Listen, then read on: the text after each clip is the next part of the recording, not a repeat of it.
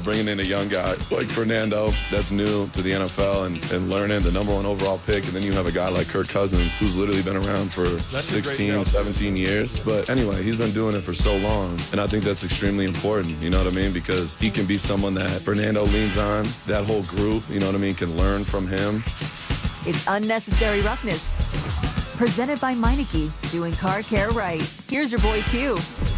And here we go, RaiderNation. We come into the sounds of Ice Cube, part of the K. Adams Show, talking about when to start Mendoza, start him when he's ready, right? Maybe that's coming out of training camp. Maybe it's not. Obviously, that's been a conversation that's been debated quite a bit. When to, when not to, whatever the case may be. Should Kirk Cousins be the guy? We spent a lot of time on yesterday talking about that. And then Max Crosby, you hear him on the Rush podcast talking about how valuable it is to have a veteran like Kirk Cousins in that locker room and in that quarterback room. And when he met with us during the week of mandatory minicamp, I mean, he let it be known that, hey, man, I didn't know a lot about Kirk Cousins, but already getting to know him, he's awesome. And he really welcomes him into the Raiders organization and that Raiders locker room with open arms. It is Unnecessary Roughness here on Raider Nation Radio 920 on this Tuesday. Feeling good about being with you for the next few hours. Of course, want to hear from you throughout the course of the show, and we will. And we've got some really good guests lined up on the show, as we always do. We definitely appreciate that. Also want to shout out to Meineke Car Care, who's always a great sponsor, a proud sponsor here on the show. They do have a special synthetic blend oil change, only $24.95 at Meineke. So I want to make sure I pass that along right off top, just in case you were in need of a synthetic oil change. You need to go do it. Meineke, $24.95. So coming up on the show today, Sam Gordon from the Las Vegas Review-Journal. Sam was with us. Sam left us, and Sam has returned. So got to catch up with him last week at mandatory minicamp. It was great to see him. He was with the RJ for a long time, and then he went to up to the Bay Area and was covering the NBA. It was really the main Warriors beat reporter, and so now he's back, and he's covering the Raiders, and he'll be doing everything that he did before here in Las Vegas, including the fight scene, and just really good dude, really good writer, and like I said, more importantly, probably a really good dude. And he'll join the show coming up at 2:30. Talk about mandatory minicamp, talk about what he saw from the different players, obviously quarterbacks and anyone who stood out, young guys, veteran guys, whatever the case may be, kind of the vibe of the team that he got from the last time he was here to now. What it's like now with the coaching staff that was in place when he was here and what it is now. And I want to say the last time Sam was around, was it Josh McDaniels or was it AP? I mean, there's been so much coaching turnover. I don't think he didn't get any Pete Carroll. So I want to say it was either Josh McDaniels or it was AP, or maybe a combination of the two that he was last here for. And so now what it's like under Klint Kubiak, even though he was only around last week for mandatory minicamp. So we'll get all of Sam Gordon's thoughts coming up at 2:30. At 3:30, every Tuesday, we have the General, John McClain. He joins the show. And, boy, today's a good day to have John McClain talking all things NFL, because we're really going to lean into the NFL today and lean into the biggest subject that's going on related to the NFL and college football related on the show. It's so funny, man. You have a show lined up and you have a plan and you have a subject that you want to bring to the table, and then all of a sudden sports happens, football happens, and then you decide that, hey, I'm going to pivot and go in another direction. And that happens sometimes here on the show, and trust and believe that happened last night and that happened today. And so it just kind of makes us switch up what we were going to talk about and how we were going to talk about it here on the show. So those are the two guests that we have lined up. Sam Gordon from the RJ at 2:30, John McClain talking all things NFL at 3:30. We'll do football right. Of course, that's brought to you by Meineke Car Care Center. And then we'll also flush another performance. And unfortunately, like I said before, everyone could get flushed. Anyone could catch it. This one's going to have to go to the Las Vegas Aces. So we'll have that on the show as well. And we'll hear from you throughout the course of the show at 702-365-9200. Before we get into it, though, we got to hear from our guy E-Rob. Yesterday was important. The rest of the week is important. But today is important. And why is that? Because every day matters. The older you get, the more you start appreciating day in and day out, because I can't get that time back. I'm in the business of saying, not if I would have did this or if I would have did that. I'm in the business of now. I'm in the business of now as well. So right now, let's go ahead and jump into the opening drive. The opening drive of Unnecessary Roughness on Raider Nation Radio 920 AM. is brought to you by Paul Patta Law. It's not about the injury, it's about the recovery. So off top, before we get into the subject, I did want to address a couple texts that we already received on the text line. One came through at 8:14 this morning. Another one came through at 10:21 this morning. And like I said, always checking the text line whenever this show gets ready to get started. I always pull that thing up and have it here on one of my computer screens so I can always see when texts come through. And we always get a bunch of them, so I want to make sure I try to acknowledge as many as possible. If you take the time to send the text, I want to make sure I take the time to acknowledge it. So this one came in, again, 8:15 from Raider Nomad. Big Q, man, love the Locked On Raiders podcast. Made me feel proud of you and us, your listeners. Top 10 was excellent. Man, I got a little sweat in my eyes. A lot of us are living through you. Thank you. And what he's talking about is the Locked On Podcast Network, who I've been a part of for 8+ years now, turned 10 years old today. So it was really cool. We did a Raider Squad show earlier today with Chantel Chan, Lincoln Kennedy, and myself. Top 10 Raider moments in the last 10 years, so 2016 to 2026. And as you can imagine, there was a lot of 2016 references with that great season that the Raiders had, and we all know how that 2016 season ended. But man, throughout the course of the year, it was fantastic. So a lot of really good players emerged, a lot of really good moments emerged. So you can imagine that there was a lot of that in the top 10 that we had, but also on the individual show, the Locked On Raiders podcast that I do, did top 10 moments of that show as well. So that's what Raider Nomad was referring to. And George took it a step further. George hit us up at 12:20. Last time he hit us up at 3:45 in the morning. This time he waited a few hours. He's like, you know what? I'll hit him at 10:30. So he hit us up at 10:30. He said, Q, I got a top 10 list of Raiders top 10s. So he got a top 10 of the top 10s. Number 10, top 10 worst coaches in Raiders history out of 23. Number 9, top 10 best Raider coaches. Number 8, top 10 draft misses, failed to select. Number 7, top 10 draft misses, bust. Number 6, top 10 Raider seasons, worst. Number 5, top 10 Raider season, best. Number 4, top 10 Hall of Famers. Number 3, top 10 screwovers. Number 2, top 10 losses. And number 1, top 10 victories, results to follow. So there you go. George really did a lot of deep diving. That took some time to come up with that. It was a pretty lengthy text, obviously, but he really put his backside into that one. So I'm not mad. Do appreciate that, and do appreciate the interaction that we could have both on the the Locked On Raiders podcast, the Locked On Podcast Network, and of course here with us on RaiderNation Radio 920. So those are a couple texts that I wanted to make sure to acknowledge. One from Raider Nomad, and also one from George. And that same number is the number that you're going to need to respond to the topic that we have in hand for you today at 702-365-9200. And this one has to do with the big breaking news that happened last night. I was getting ready for my ESPN show Game Night, and all of a sudden the news came through that Brendan Sorsby was going to plan on taking his talents to the NFL Supplemental Draft. Obviously, there's been a lot of back and forth with the young man that was supposed to be Texas Tech's quarterback.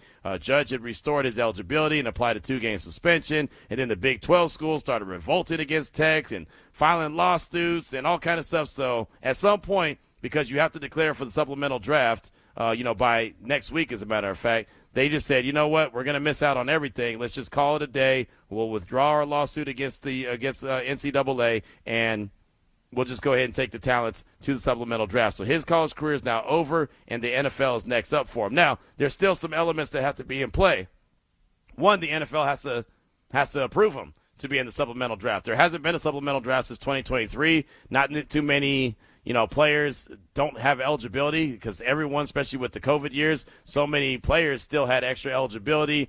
We see it all the time, but this is one of those case scenarios. And on top of that, he's a quarterback, right? So he plays the most important position. So I'll tell you, as soon as that news broke, like I said, right before I went on ESPN last night, all I could do is have a big sigh of relief. Whew. And my tag team partner for the night was Emmett Golden. He said, what was that sigh for? I said, thank gosh that's not the Raiders. Thank goodness that the Raiders are not in this situation where they have to make that decision. Now, Emmett, who covers the Cleveland Browns, that team is in that decision. The Arizona Cardinals, they're in that decision. You could throw some other teams in there, maybe the Pittsburgh Steelers, maybe the New York Jets, right? There's some other teams that are in that position where they have to make a decision. But all it got me thinking of, could you imagine right now if the Raiders still did not have their quarterback? Say for some reason they ended up with the number 2 overall pick, and they didn't get their quarterback, Fernando Mendoza, and all of a sudden you're hearing all these smart draft people say, well, this quarterback could have been a first-round pick. He just didn't enter the draft. And then they have to make a decision. and I don't know this. I haven't reached out to anyone. Nobody has told me this. I'm just going with my gut feeling and from the characteristics of people that I've seen the Raiders bring into the organization. I can't imagine them being a team that would have wanted to bring Brendan Sorsby into the situation because it's probably a worse situation for him. It's almost setting him up for failure, right? And look, this is a guy who has a self-proclaimed sports betting problem, a guy who checked himself into a rehab facility for 5 weeks to try to take care of his situation. So he, has his own issues that he's dealing with, and every day that's a fight. Anyone who's ever dealt with any kind of addiction knows that that's a fight. So it almost feels like, being in Las Vegas would even be a worse situation. But just as much people that had the conversations about Jalen Carter, should the Raiders go and get him? Hey, he's the best player there, go get him. Can you imagine what the conversation would be if the Raiders didn't have their quarterback, if they didn't have Fernando Mendoza, if he wasn't the quarterback of the future? Could you imagine that? Let's just say for essence and giggles, Geno Smith was still there, and you know that he's not going to be the guy for very long. Could you imagine if they had to make a decision on, do you want to go ahead and give up some future draft capital for this guy? And remember, the last time the Raiders used the supplemental draft, they selected Terrell Pryor. They used a third-round pick to draft Terrell Pryor and out of Ohio State. And remember, that was for Tattoo Gate. He got free tattoos, and he got kicked out of school. He got free tattoos, and his head coach, Jim Tressel, got kicked out of school. Right? And then he went to the NFL, and the NFL still suspended him. And they still suspended Jim Tressel. And they said, well, we can't have guys just running away from college and going to the NFL and escaping any kind of problems. So they suspended him. Now, I know the rules have changed. Obviously, NIL's a thing. So, Terrell Pryor would have never got kicked out of school for tattoos. Tattoos would have been no problem. I mean, guys are getting millions of dollars right now, above the table. Not under the table, above the table. So I just want to have a real conversation about the NFL in general. And like I said, real happy that the Raiders have Fernando Mendoza, and you have no questions of that dude's character. You have no questions of if this guy is going to be, always on the up and up. Is he going to be in the book? Again, going back to John Spytek and what he does and make sure that the players that he brings into the organization have the highest character. There's no questions about Fernando, right? The only question we have about Fernando is what? When's he going to play? Not if he's going to be ready, not if he's going to be prepared, not if he's going to know his playbook, not if he's going to be in the right position, not if he's a good dude. Like, there's none of those questions. The only question we have about Fernando is, when is he going to play? So I want the other question out there to you. And it's I always say there's no wrong answer. Do you think an NFL team should take a chance on Brendan Sorsby? And if so, what round draft pick do you think that they should be willing to give up? Because that's what you have to do. Again, the Raiders gave up a third-round pick for Terrell Pryor. When the Browns went and selected Josh Gordon in the supplemental draft, they gave up a second-round pick. Right? I don't think that any team's going to give up anything higher than a fourth-round pick. I think that's where it starts. But I've heard people talk about, I think someone will give up a first-round pick, which I think is insane. If you miss on a fourth-round pick, that's one thing. You miss on a first-round pick, that's a whole nother subject. Right? Missing on a first-round pick can get you fired. Missing on the fourth-round pick, well, you missed, right? Every pick is valuable. Let's not get it twisted. A fourth-round pick could turn into Max Crosby, right? A first-round pick could be Cleve Farrell. You know what I mean? Like, it could be Jonathan Abram. Could be Alex Leatherwood, right? Those could be first-round picks that don't pan out. But, man, you sure don't want to miss on that first-round pick. That could literally get you fired. So, again, do you think an NFL team should take a chance on Brendan Sorsby? If so, what round draft pick do you think that they should be willing to give up? And how much more does this situation make you appreciate Fernando Mendoza being the Raiders quarterback and not being a quarterback-needy team? Because for me, that was the first thing I said. Because I knew damn well that the Raiders' name would have popped up. You know how it is. The Raiders' name would have popped up in that conversation immediately. Well, who needs the quarterback? Raiders, they're you'd have heard the narrative. Oh, they're willing to give guys second chances. They're the Raiders. They have a history of that. You know what I mean? Like, that's all we would have heard. And it would have been debated back and forth. On top of that, I'm so happy that Brendan Sorsby didn't enter the draft in the 2026 draft class. You know what I mean? Instead of going and thinking he's going to play another year at Tech, could you imagine if he had just said, hey, I'm going to throw my name in the hat, I'm going to go into the draft? Then there might have been a conversation. Like, there was no debate, really, between Mendoza and Ty Simpson. But all of a sudden, you would have heard people saying, oh, well, Sorsby is a first-round pick.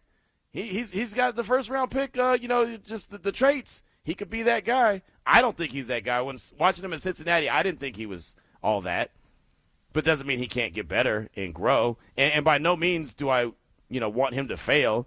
By no means do I, hate that he can't play college football, but, I mean, he made a choice. He made a decision. And, unfortunately, the climate that we live in right now, betting is like the worst that you could do right now. Sports betting is like the worst that you could do when you bet on your own team, right? I mean, you saw guys like Calvin Ridley in the NFL get suspended for a year for placing bets on his team, and he was injured at the time, which is similar to Sorsby when he wasn't traveling with Indiana. He placed at least 40 bets on his own team. Could you imagine as a quarterback if you're playing in the National Football League and all of a sudden, remember when Derek Carr on fourth down used to throw the ball away? Could you imagine if he rolls out on fourth down when you got to have it and throws the ball away? What's everybody going to say? How's everybody going to look at him? To me, it feels like a situation that you can't win. Because everything could be on the up and up. He could be, feeling good about himself. He can go out there and ball out of control, and they could be winning by 17 points, and maybe the point spread is, 12 or whatever. And all of a sudden he throws a pick six. Then what's going to happen? Oh, well, was that intentional? Did he do that? Is he on the take? You know what I mean? Like, there's going to be so many questions and so many millions of dollars are spent on gambling every day and on sports betting every single day. I just don't know how he makes it.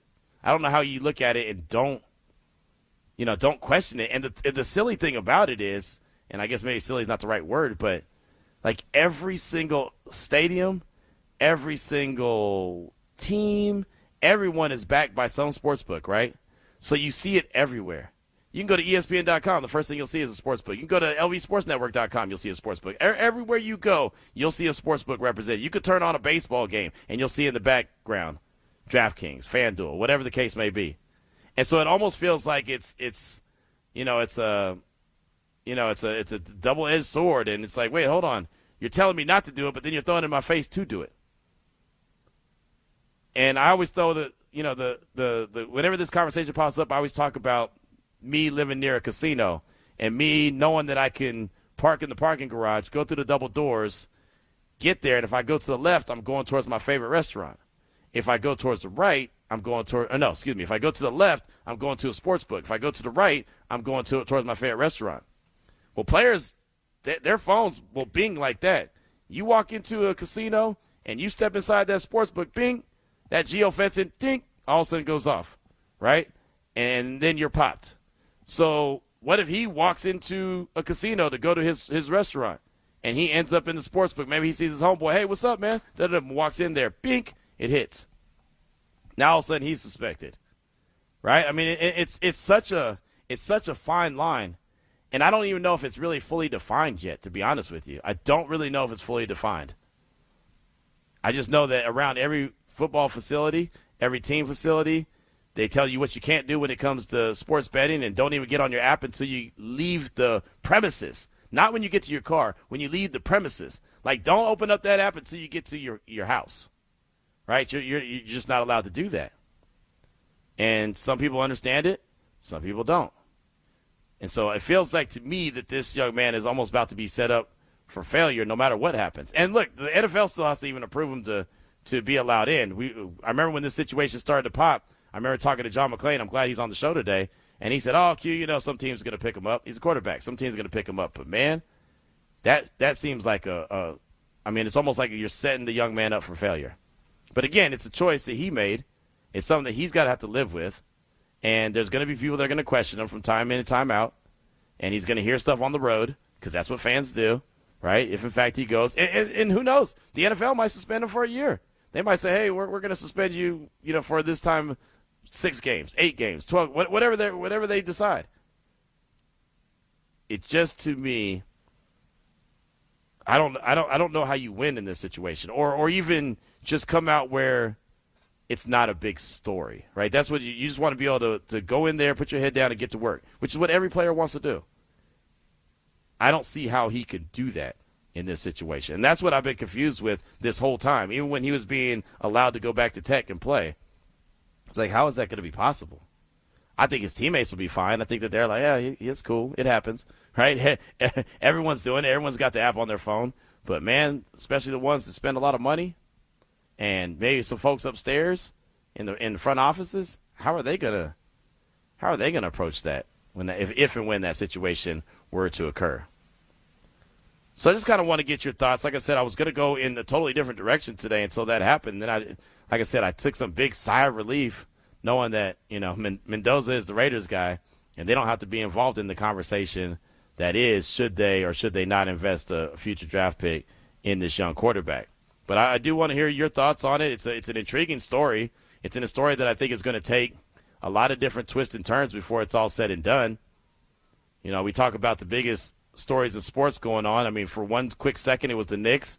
Another quick second, it was the Carolina Hurricanes. Now it's Brendan Sorsby.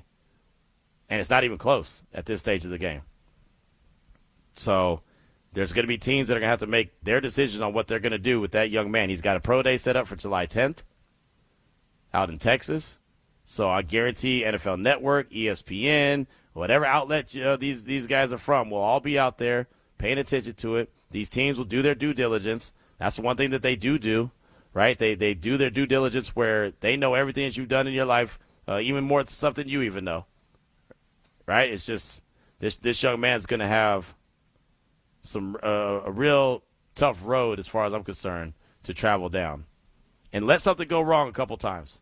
Let there be a 3-game losing streak. Let there go out there and he have a few Geno Smith moments, right? First pass of the game, pink, intercepted. Throw another pass, intercepted. Oh, he threw 3 interceptions in the game. Oh, what's going on? Is everything right? Is this dude cool? Has anyone checked his checked his FanDuel account or his DraftKings account? And of course, I would assume that he wouldn't use it, especially under his name, right? But again, as many people say, they try to get around the situation. They try to, have family members do this, that, and the other, and it always ends up coming back. So hopefully he has no issue whatsoever. At the end of the day, hopefully. Like this subject came up on the Squad Show earlier today, and Lincoln was very adamant about he should never be able to play football again. Like very adamant. Just it's what it is. You can't lose the trust of your teammates like that. You can't lose the trust of the league like that. You're compromising the integrity of the game, and who's going to be able to trust you. And I'm not saying that that's the extreme that they should go to. I just don't know how some aren't going to go to that extreme, or how some aren't going to look at him and say, yeah, that's cool, we trust him. That kind of thing is, that when you start dealing with money and other people's money, that money will separate a house. You might love your significant other one to the end of the world, but what will change things? Money. How many times has money broke up families? How many times has money been a situation when someone passes away or something and the family starts fighting over money? Money, what do they say? Money is the root of all evil? They ain't lying. Right? Sometimes, I say this, sometimes it's better to be broke than have money. Because ain't nobody coming after you if you're broke and you ain't got no money. It's when you start getting money. And look, again, nobody wants to be broke. But I'm just saying, it's when you start getting into situations where, you're spending more money, you're making more money, all of a sudden, they say more money, more problems. It's just that simple. So let us know your thoughts, 702-365-9200. We got Sam Gordon from the Las Vegas Review-Journal. He's going to join us coming up in about 5-6 minutes or so. We'll get his thoughts on this. We'll get his thoughts on everything silver and black, what he thought from mandatory minicamp. Let's see. We got Just Win Will hit us up. Said, every day matters, every time slot matters. Thanks, Lord. Y'all back at the right time slot. Happy birthday to Locked On Raiders podcast, entire Locked On family. Y'all deserve everything you've earned. Have a great show. Go Raiders. That's from our guy, Just Win Will. Yeah, that was a cool thing, man. That really was.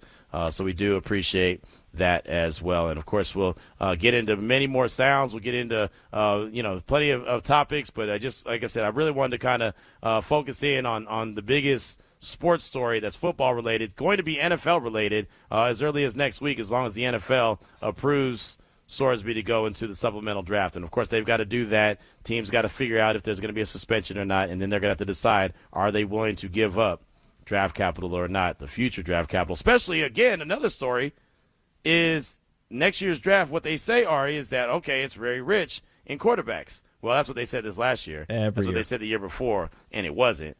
It wasn't 2024, it wasn't in 2025, and it wasn't in 2026, but they say it's going to be in 2027, to the point where even through the draft process this last year, what did we say? Are teams going to be willing to trade? Are they going to be willing to give up their 2027 draft picks? Because, this class is so talented and so deep that you want to hold on to all your draft capital. So now is the team going to be willing to give up some draft capital for a guy that they may have questions about? That's a great point. Oof. Once again, glad we're not in that situation. I mean, that's what I'm saying. And exactly. Again, that just makes me it's really it feels like to me more of a Fernando Mendoza appreciation day. Right? You know what I'm feeling saying? very Because grateful right now. I'm just saying, like, I think that as many bad breaks as the Raiders have caught in many different ways, you know, and you can look at it a lot of different directions that they've caught some bad breaks. This is one that they got to avoid. And that is a great thing. I'll even say I don't want to say earned it, but the way this all panned out, you know what I mean? That this was the situation. They lucked themselves into it, I would say, by having all they earned the number one overall pick. Yeah, like they earned this, but I'm saying they went through the struggle, I guess is a better way to say it. They really struggled to get here. Think about this. They were one more win. Just think if they beat the Bears. They're one more win away from the number 2 overall pick. They would not have got their quarterback, Fernando Mendoza, and then they would be part of this conversation unless they went and selected Ty Simpson. Yeah, whole different show, whole different offseason. This whole offseason would look a whole hell of a lot different if they had just picked up one more win. It was bad enough that they didn't have the number 1 overall pick in every round, right? They had to rotate because 4 teams had 3 wins. They just happened to be the worst of the worst and got the number 1 overall pick. I mean, again, as bad as it was, as much as it sucked to have to talk about loss after loss after loss after loss and all the ramifications that came from that, so huge sigh of relief that they earned that number 1 overall pick, and now they have Fernando Mendoza. Do you think an NFL team should take a chance on Brendan Sorsby? If so, what round draft pick do you think that they'd be willing to give up or should be willing to give up? And, again, on the day that feels like a Fernando Mendoza appreciation day, how much more do you appreciate the quarterback, the Raiders' number 1 overall pick, and not them being a quarterback-needy team? Let us know your thoughts. We'll ask that to Sam Gordon. He joins us next here on RaiderNation Radio 920. That was the opening drive of Unnecessary Roughness on RaiderNation Radio 920 AM. Brought to you by Paul Padalaw. It's not about the injury, it's about the recovery.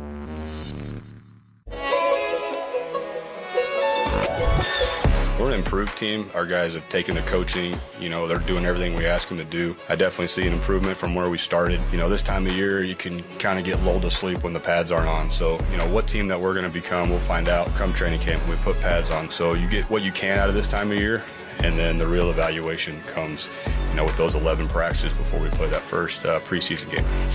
Now back to Unnecessary Roughness with your boy Q. Presented by Meineke, doing car care right.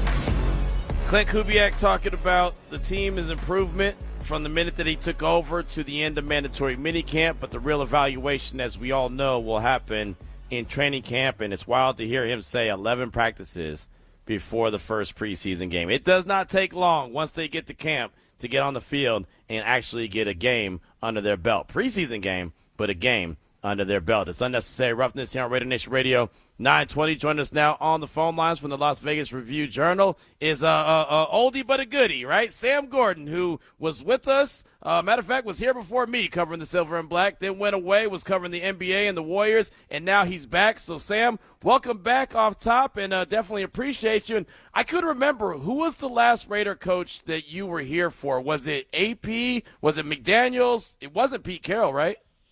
No.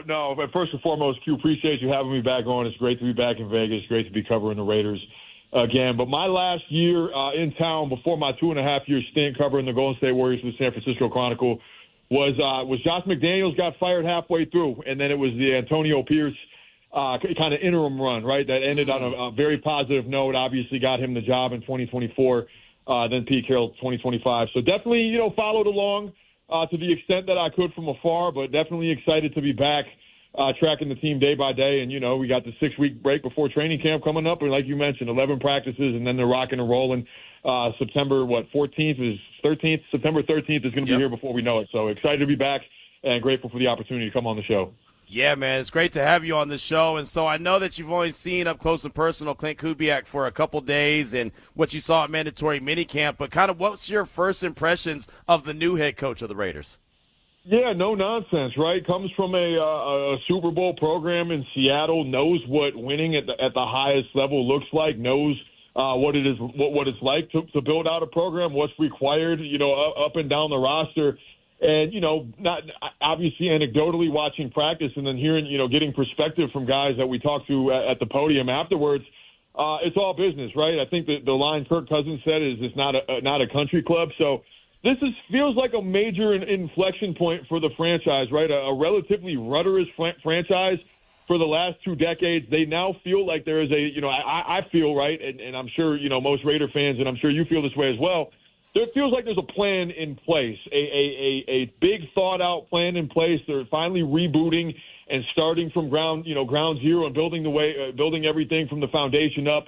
And that, was my perception of what Klint Kubiak, what this minicamp was about, and I'm sure the rest of the offseason program was about as well. So, at this time of year, it would seem like it's about establishing a culture, establishing habits, establishing a foundation, and then like you mentioned in the soundbite that you played before I came on, you see what everything looks like and shakes out as during training camp. But all things considered, I think it's a great start for what he wants to establish. Guys seem bought in and like they're on board with the program, and certainly a level of credibility that comes with what he's bringing to the table coming off that run with the Seattle Seahawks. The Raiders haven't had their franchise quarterback since Josh McDaniels and Dave Ziegler set Derek Carr down. They've had a rotation of people. Now they have Kirk Cousins, and obviously their future is Fernando Mendoza. What have you thought about the new look Raiders quarterback room?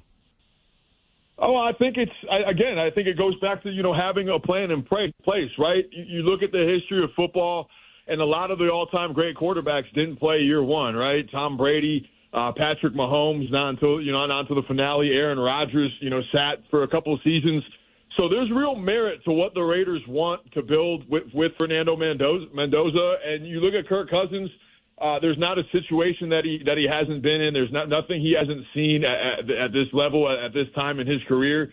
One of the more statistically accomplished quarterbacks in the NFL the past decade and a half, right? This is his 15th season. He talked about the experience that he's had, during his session at the podium last week. And all things considered, they want to build out a runway for Fernando Mendoza to take over where he's not in a position where he has to be, where he has to carry the franchise day one. And I think I think it makes a ton of sense. And not to mention you have, Aiden O'Connell as well, an experienced backup quarterback or third, however that shakes out, whether he's the number 2 quarterback on game days, at least, early out of the game. I don't know. We'll see, but he's a guy with considerable amount of experience, starting experience, has a victory in Arrowhead Stadium. So, yeah, it really feels like there's a plan in place. I think as far as, the season is concerned, or the early portion of the season, whatever that looks like, you look at what Kirk Cousins did at the end of last year, there's still a little bit of gas left in that tank, and he's, incentivized to come out and have a great year and keep Fernando Mendoza on the sideline as long as possible. He sounds like a guy that certainly wants to continue playing, obviously knows the situation that he's in, that, to some degree, whether it's an actual mentorship or not, and he certainly dispelled that notion last week. And Klint Kubiak did too, understandably so. Kirk Cousins wants to come in and play high-level football, but he has a big year. He's going to play himself into another deal somewhere else, be it as a highly paid backup or as a kind of a stopgap, what he is now. So it makes all the sense in the world that they don't want to throw Mendoza into the fire, that you want to give him a runway to be successful and build out the roster a little bit. And Kirk Cousins is going to be tasked with leading that charge, and he seems like he's up for the challenge. Sam Gordon from the Las Vegas Review-Journal is with us here on RaiderNation Radio 920. And that's said, Roughness got a piece in the RJ right now. What did Raiders coach Klint Kubiak make of the team's offseason? 5 takeaways, and one of them was about Jermod McCoy, first-round talent, fourth-round pick for the Silver and Black. And we didn't get to see him actually out there on the field. They have a plan for him. But what are your thoughts on him, knowing how talented he is when he's right? The Raiders got him in the 4th round. I think it's an understandable swing at that point in the draft. And look, whether or not he comes out there and is a major impact player this year or not, it's great for the Raiders if he is, but I don't think that's necessarily, mandatory or required for that to be a success, for that to be a successful pick. He's, a top level prospect at Tennessee. We understand the injury history and kind of what he's working through, but be it in year 2 or even year 3, right? You get a starting caliber player on a rookie contract for a year or 2, if that ends up shaking out. And again, if he's able to get out there on the field this year and make plays, all the better for the Raiders. But it's definitely an upside pick. You certainly feel for him or any player that loses that amount of money, kind of guaranteed money that he lost with the injuries. But it's, he comes out and is an impact player for the Raiders. He plays his way into a second contract. That's how he can make some of that money back that he lost because of the injury. So it totally makes sense that they want to take a flyer on him and that they want to slow play this.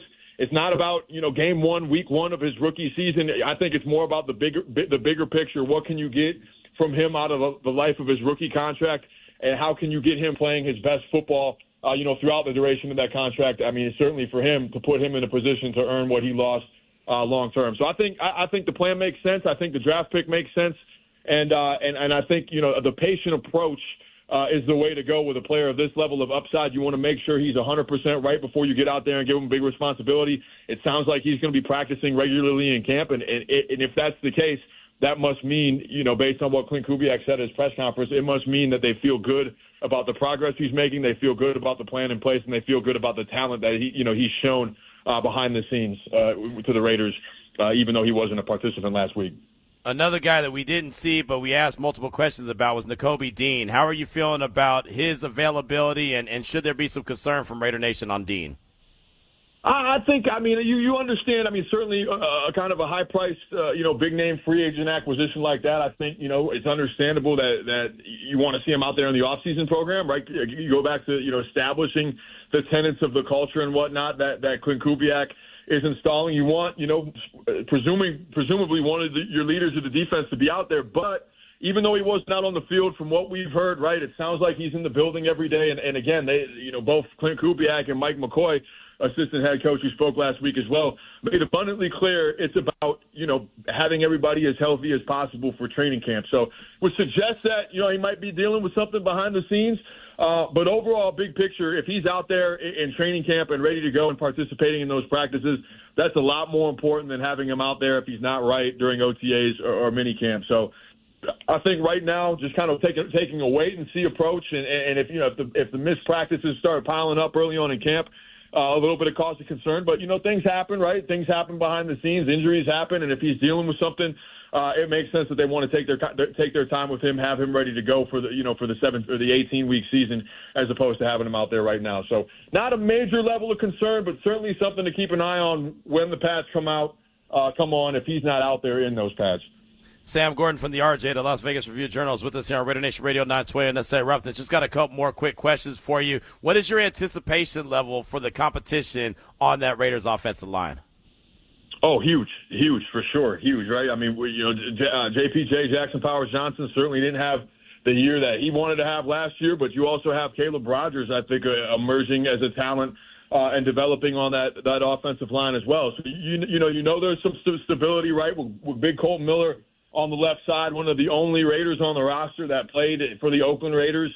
And then, of course, Tyler Linderbaum. You can't ask for a better anchor in the middle, certainly one of the best centers in the NFL, and reset the center market with his contract. But you'd expect a level of competition across the rest of the line. I'm keeping my eye on those guard spots in particular and seeing what those young offensive linemen do come training camp when it's time to put the pads on. I think, Kubiak's discussion of putting the pad, it's being hesitant right now to evaluate, really applies to that position group in particular because, they're not hitting or anything. They're not even in pads. There's minimal contact during OTAs. But when there is contact, that's when you can see what guys are capable of in the trenches. So I think certainly probably, at this juncture, right, especially with a young quarterback waiting in the wings, as important of a position group to establish as anything else. You want continuity on that offensive line, of course, for Kirk Cousins, but you really want that offensive line season developed and ready to go when Fernando Mendoza takes over, be that, mid-season this year, late season,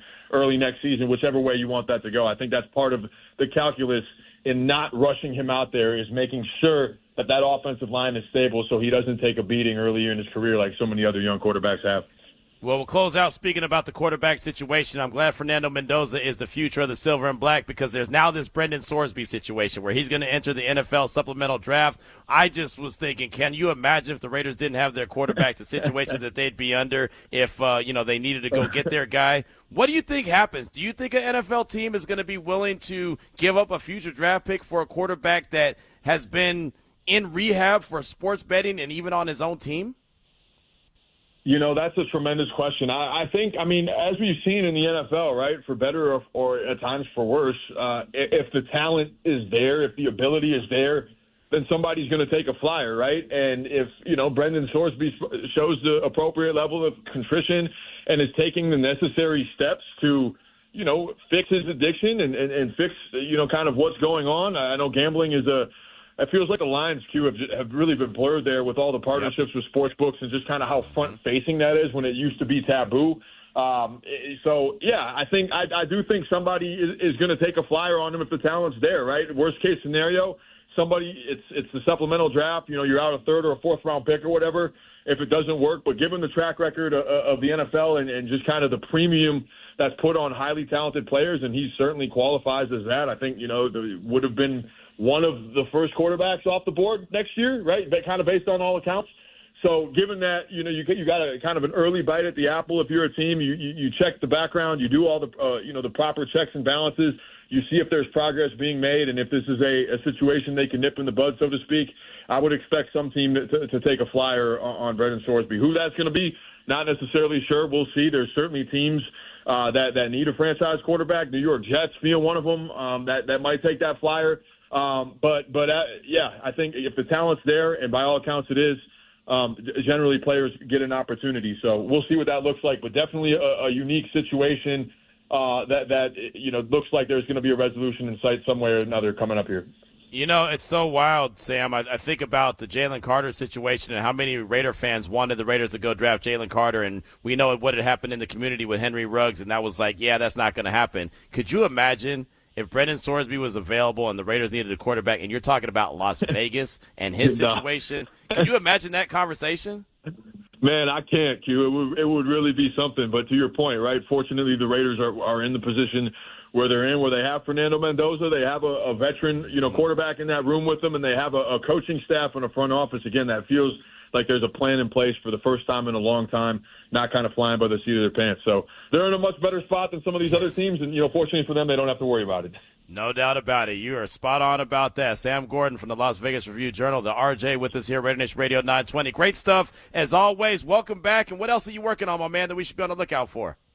Appreciate you, Q. I'm also, I'm still going to be doing a little bit of basketball stuff, nice. In addition to football, right, especially while there's some downtime now, getting ready for the NBA draft. And Summer League, of course, here next month. So I will have something on a local Las Vegan. They call this a tease, right? A local Las Vegan next week ahead of the NBA draft that everybody should check out. An incredible story from one of our very own here in the community that is going to get drafted next week after a heck of a journey, heck of a story, a heck of a college career. So excited to get that out and grateful to be back on the show. Looking forward to seeing you all season long and looking forward to talking again soon. Yeah, absolutely, man. Great stuff and great tease, man. You're a pro's pro, man, and we appreciate you here. Thanks so much, my man. I appreciate it, Q. Talk soon. Take care. All right, good stuff. Sam Gordon from the RJ. Yeah, he didn't miss a beat. He didn't miss a beat. Stepped right back in. Got back in the batter's box. He knows exactly what to do. Really good stuff from Sam. I do appreciate him. He's on Twitter at @BySamGordon if you want to give him a follow. Again, back on the Raiders beat, which is awesome. So got some new fresh blood back into that Raiders media room, and that's great. I think we have some really good beat writers and folks that cover the team and a lot of different outlets that you can get some information on the Silver and Black. We hear from you as we close out hour number one. We'll do that next. 702-365-9200. Do you think an NFL team should take a chance on Brendan Sorsby? And if so, what round draft pick do you think that they should or would be willing to give up? Let us know your thoughts. It's RaiderNation Radio 920. Now back to Unnecessary Roughness with your boy Q. Presented by Meineke, doing car care right.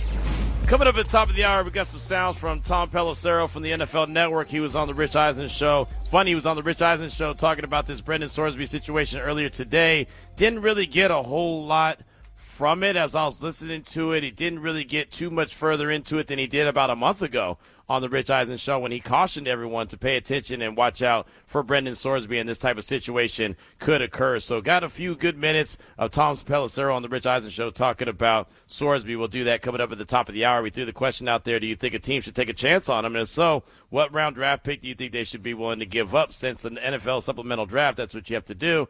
Sam Gordon just told us he thinks a third or a fourth round pick. I think it starts no earlier than a fourth round. I don't think that GMs and teams are going to be willing to go higher than that, but I've heard different already from plenty of other folks, even talking about a second-round pick, maybe even a first-round pick. I think that that's crazy.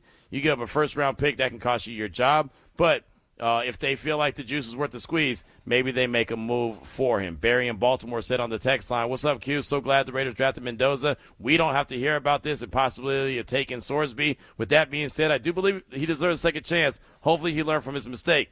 One of the Chiefs' top receivers just got out of jail today, and he's still on the team. If I was a quarterback-needy team, I'd give up a fourth-round pick for him and see if it works. Glad that's not the Raiders, though. Ha-ha, that's Barry in Baltimore. And, yeah, you're not wrong. And it was Rashid Rice that got out of jail earlier today and basically ran from the camera crew that was there, dove into a black SUV and sped off just to get out of there. He was there for 30 days, got caught up on a weed charge, and that violated his probation, so he was in jail. But yeah, that's the thing. There's been so many guys that have done so many things in the league, and they've been given second and third chances. But it's crazy, as Sam Gordon pointed out. I think he brought up a good point in the last segment. You know, it's the sports betting. It's so taboo, right? It's like you can't do it, you can't do it, you can't do it, even though it's all in your face everywhere, right? You can't do a sports radio show without talking about sports betting. If I'm talking about a game, I can't talk about a game without telling you what the line is. But then we're telling the players, hey, make sure you stay away from this. Don't do this, don't do that, and the other. So it's like it's one of those, man. It's a tough pill to swallow. It's really a tough call. So you would think that he gets another opportunity, but sports betting is big, especially in the NFL. Hour number 2 is on the way. We want to hear from you at 702-365-9200. It's RaiderNation Radio 920. In my mind, like my rookie year went super slow, just as most rookie years do, and then the last 2 years have kind of flown by. And so, yeah, time's pretty weird. Days are definitely going slow and weeks going fast kind of thing. We're all just kind of a working force together, helping each other, giving feedback, giving perspective, giving another set of eyes. And I've always felt I prepare my best during the season when we can all kind of be together in that room. We can kind of all be giving feedback on each other. That's when you think the best ideas come out. It's Unnecessary Roughness. Presented by Meineke, doing car care right. Here's your boy Q. Here we go, kicking off hour number 2 of the show, Unnecessary Roughness, RaiderNation Radio 920. We come into the sounds of Aiden O'Connell, Kirk Cousins. Aiden talking about just the time that he's grown from the minute he was drafted in the 4th round to where he's at right now. Think about that. We've been talking about Brendan Sorsby. Are you willing to give up a 4th-round pick for him? A 4th-round pick was Aiden O'Connell. The one thing about Aiden, you might say that he, isn't this or he isn't that, but you also know what to expect from him.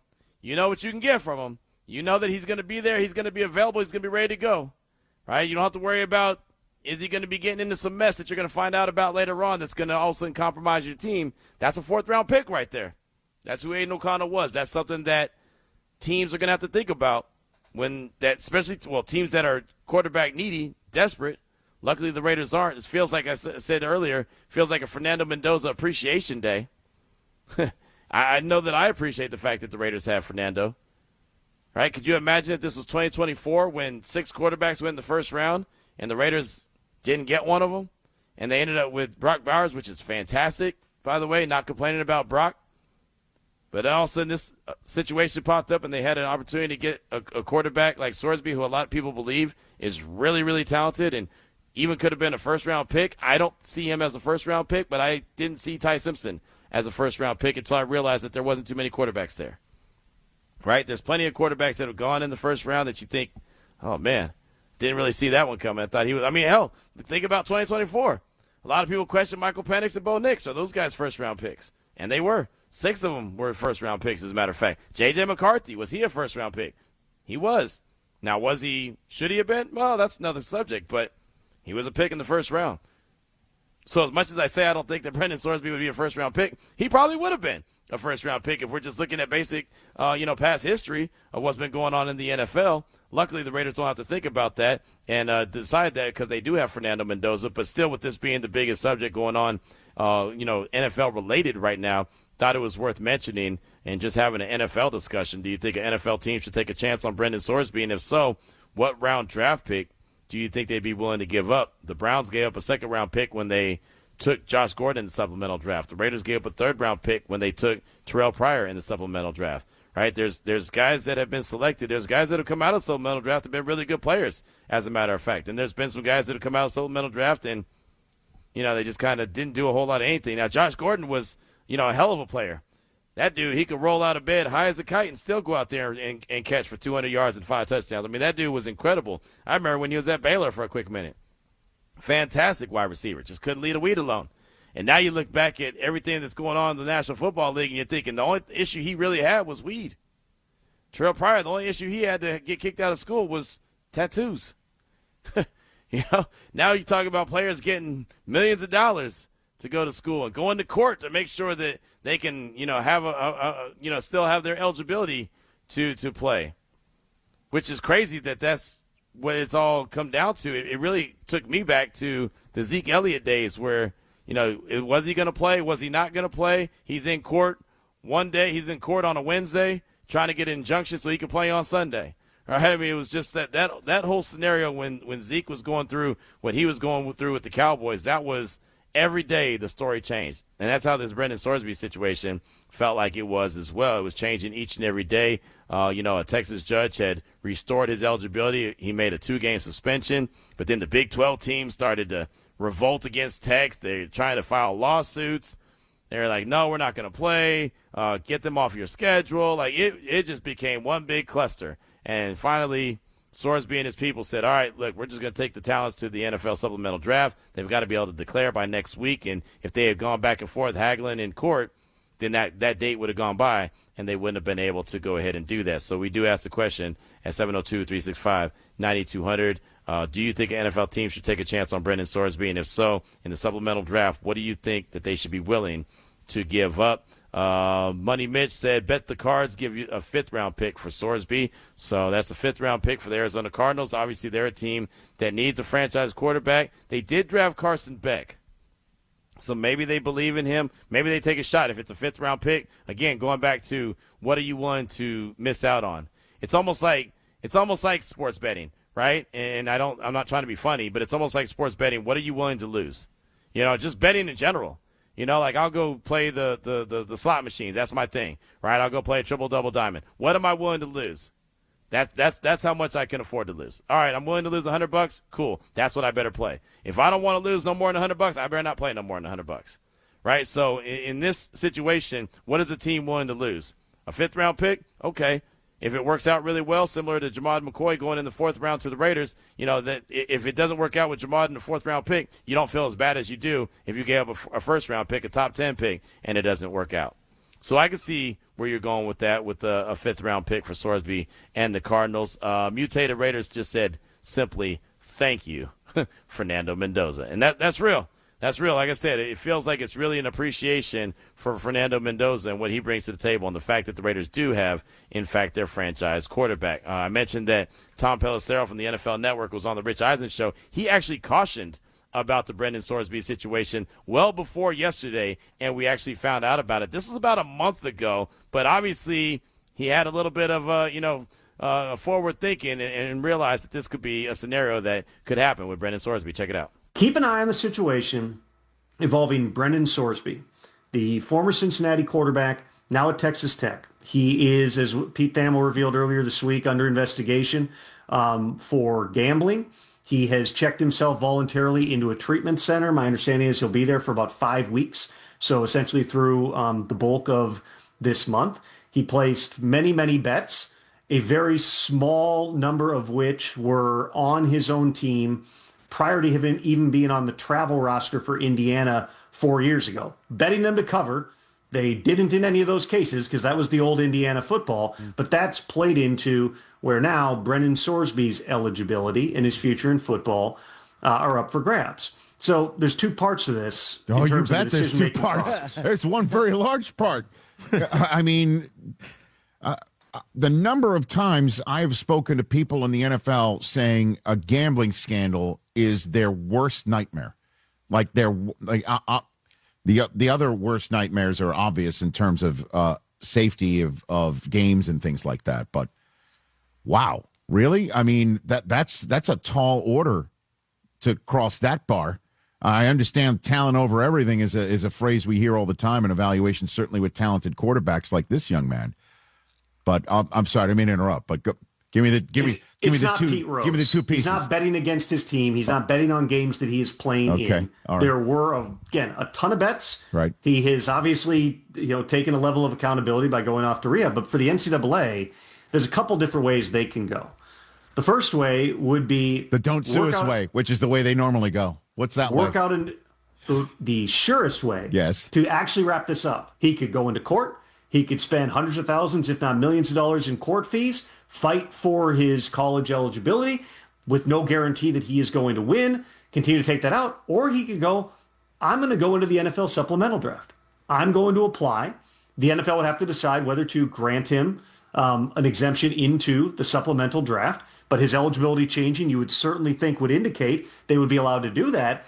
And then it would be a very, to your point, unique evaluation for teams. Because I will tell you this, Rich, in all my quarterback research this year, and talking to people about Fernando Mendoza, where would he fit in? He's clearly QB1 in this class. Where would he fit in to a broader group of quarterbacks? And one of the things that came up repeatedly was, if some of the other guys came out this year, he might not even be the number one pick. Dante Moore from Oregon is one, got a ton of money to go back to Oregon. Brendan Sorsby is another who, for some people, had a really high grade, a first-round grade. It would have been a first-round prospect in this draft. So all of a sudden, you would have a quarterback at the most important position go into the supplemental draft. You would certainly be seeking clarity from the NFL on whether they would take any NCAA punishment and apply it to NFL punishment, similar to what they did with Terrell Pryor once upon a time. But that was in a different era of college football. That was a guy getting suspended for free tattoos. Now players can be paid above the table multi-millions of dollars. And by the way, Jim Harbaugh, who had like a 5-year show cause agreement for integrity of the game issues while at Michigan, was allowed to come in and coach the Chargers while serving no suspension. There's a lot of tentacles of this, Rich. But I would just say if Brendan Sorsby goes into the supplemental draft, which would require, again, the NCAA to rule prior to the end of June, prior to the supplemental draft, and him to decide to not follow through on legal options. If he goes into the supplemental draft, we are probably going to have the highest drafted supplemental draft player in decades, and teams are going to be balancing out everything you just said, integrity of the game, the concern over gambling issues, and a player who potentially is a franchise quarterback in the NFL. Well, I hope the young man gets he got the help he says he needs, and hopefully he gets it, because if he can't get over it and he gets the NFL, I think they would have eyes on him, to say the least, and it would be very difficult for him to continue that sort of behavior and professionally live to tell the tale. Tom, don't even need eyes. Your phone pings if Exactly. you gamble from in a facility. If your name gosh. pops up on anything, for any athletes of any level watching, you will get caught. It's 100% chance you will get caught, and that's the reality where we are.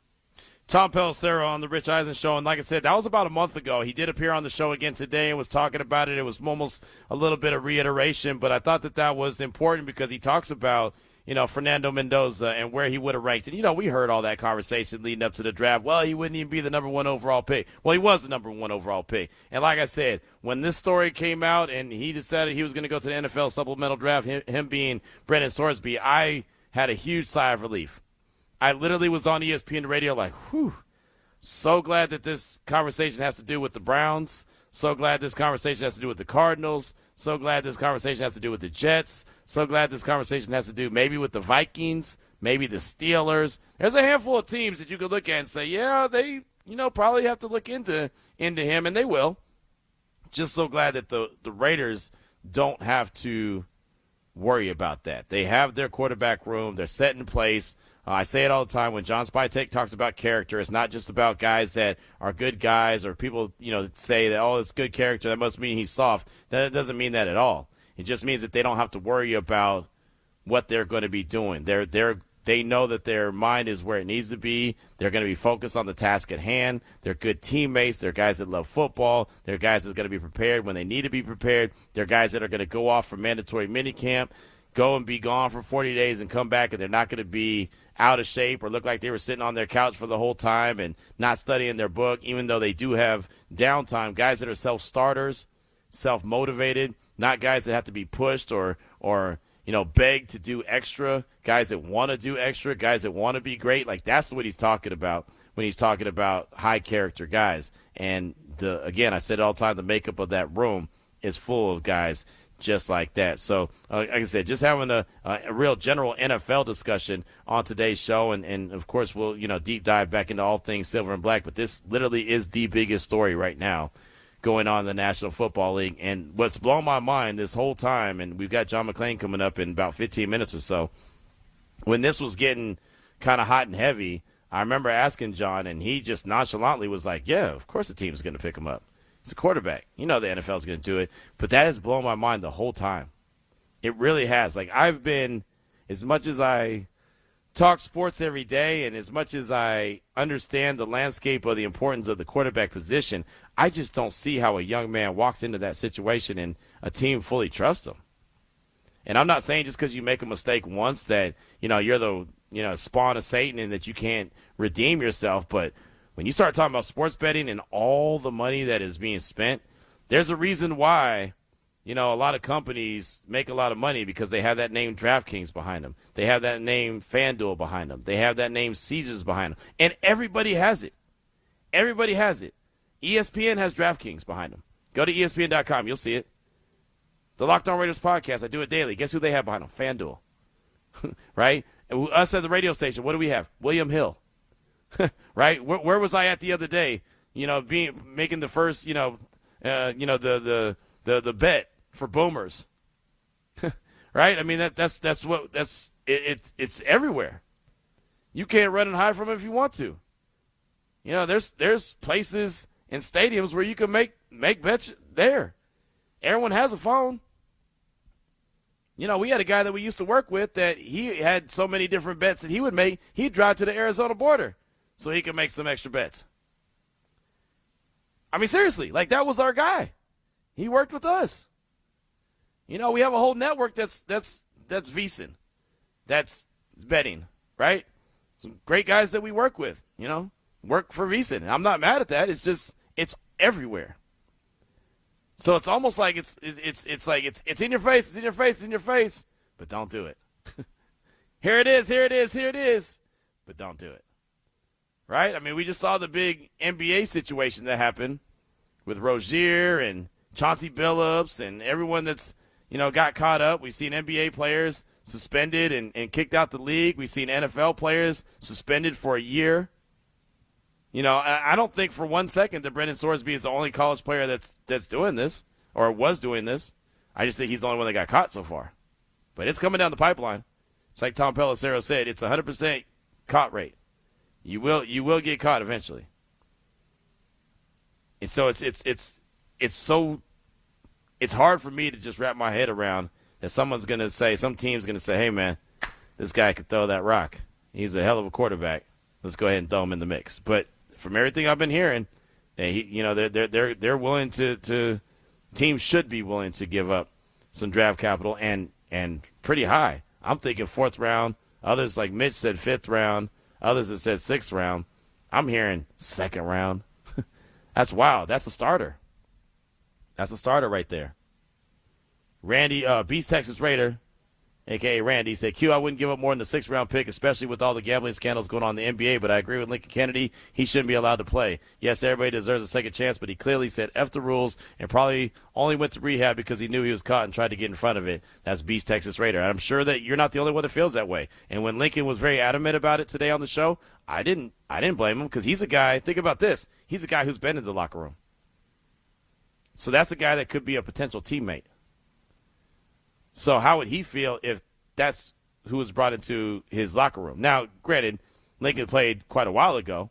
We all know that things have changed from the time he was playing, but is that how other teammates would feel? I don't know. I've never been in a professional locker room outside of covering it. I've never had to worry about being in that setting. Would that be, is that a feeling that would be shared with other players? I don't know. I somewhat feel like it wouldn't, and I feel like a lot of these players, because they all do have these, sportsbook apps. Hell, I don't even sports gamble. I don't even sports bet at all, and I think I have an app on my phone. I really do. I don't know if I do, but I think I do. Ari, I know you do.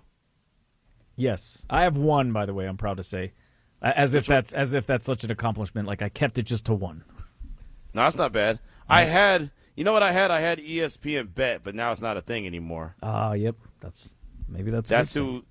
But to that point, like I was doing live reads for ESPN Bet. I was getting endorsement deals on that. Right, a lot of people do. Shows, yeah, everything is. A lot of right. stuff is centered around the sports books. That's what I'm saying. Like that's such a huge money generator. And when we start talking about the salary cap going up every year, that plays a part in it, right? TV deals, but that all plays a part in it. It's all part of the revenue. So again, it's like this is the conversation. This is the don't do it, don't do it, don't do it, don't do it. But we're all going to benefit from it, but don't do it. It's crazy. You can look, but don't touch. Right, exactly. Yeah, check out the commercial, but don't buy the sure product. Looks like fun, but I can't. Yeah. Right. For the record, too, I actually got that because the job told me to at the time I was with that betting. Well, me show, too. So so hell, here we can't even use half the apps. That's why Danny used to go to Arizona. There is. I didn't mean to put his name out there, but that's just the reality. We call him Degenerate Danny for a reason. There you go. There's actually issues with when I was trying to load up money.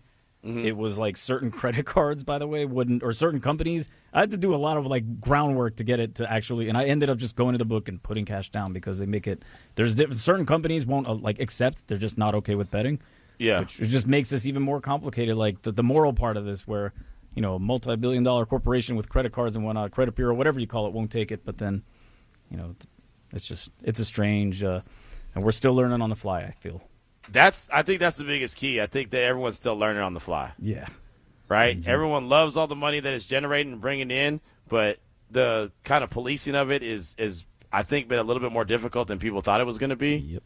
Which happens. It happened with NIL, right? NIL was the thing that everyone thought was a fantastic idea. I can't tell you how many years I pounded the table for players to get paid.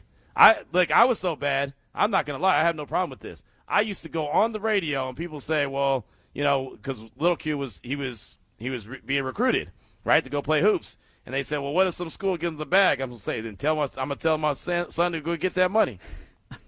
Yeah.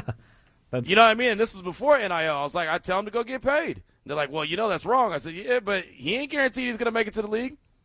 So go get that money when you can get that money. Like, I was very adamant about players getting paid. Now, I didn't know it was going to turn into millions like it is right now, and guys were going to quit on their team like we saw here in Vegas, where a guy quits on the team because he wants to get more money because he went out and had a couple good games. So, they always say that saying that you can't put the toothpaste back in the tube. Yep. That's the reality of it. That's NIL, that's the situation. Sports betting could be a situation, right? Because, again, it's been very hard to police it since it's been something that has been allowed to do. It's as bad as it sounds. It almost was easier when it was, everyone closed their eyes and didn't see it was happening. I feel like a lot of things, I'll just leave it at that. A lot of things are like that, like in life. I think sometimes it all happens. We all know what happens, but yeah.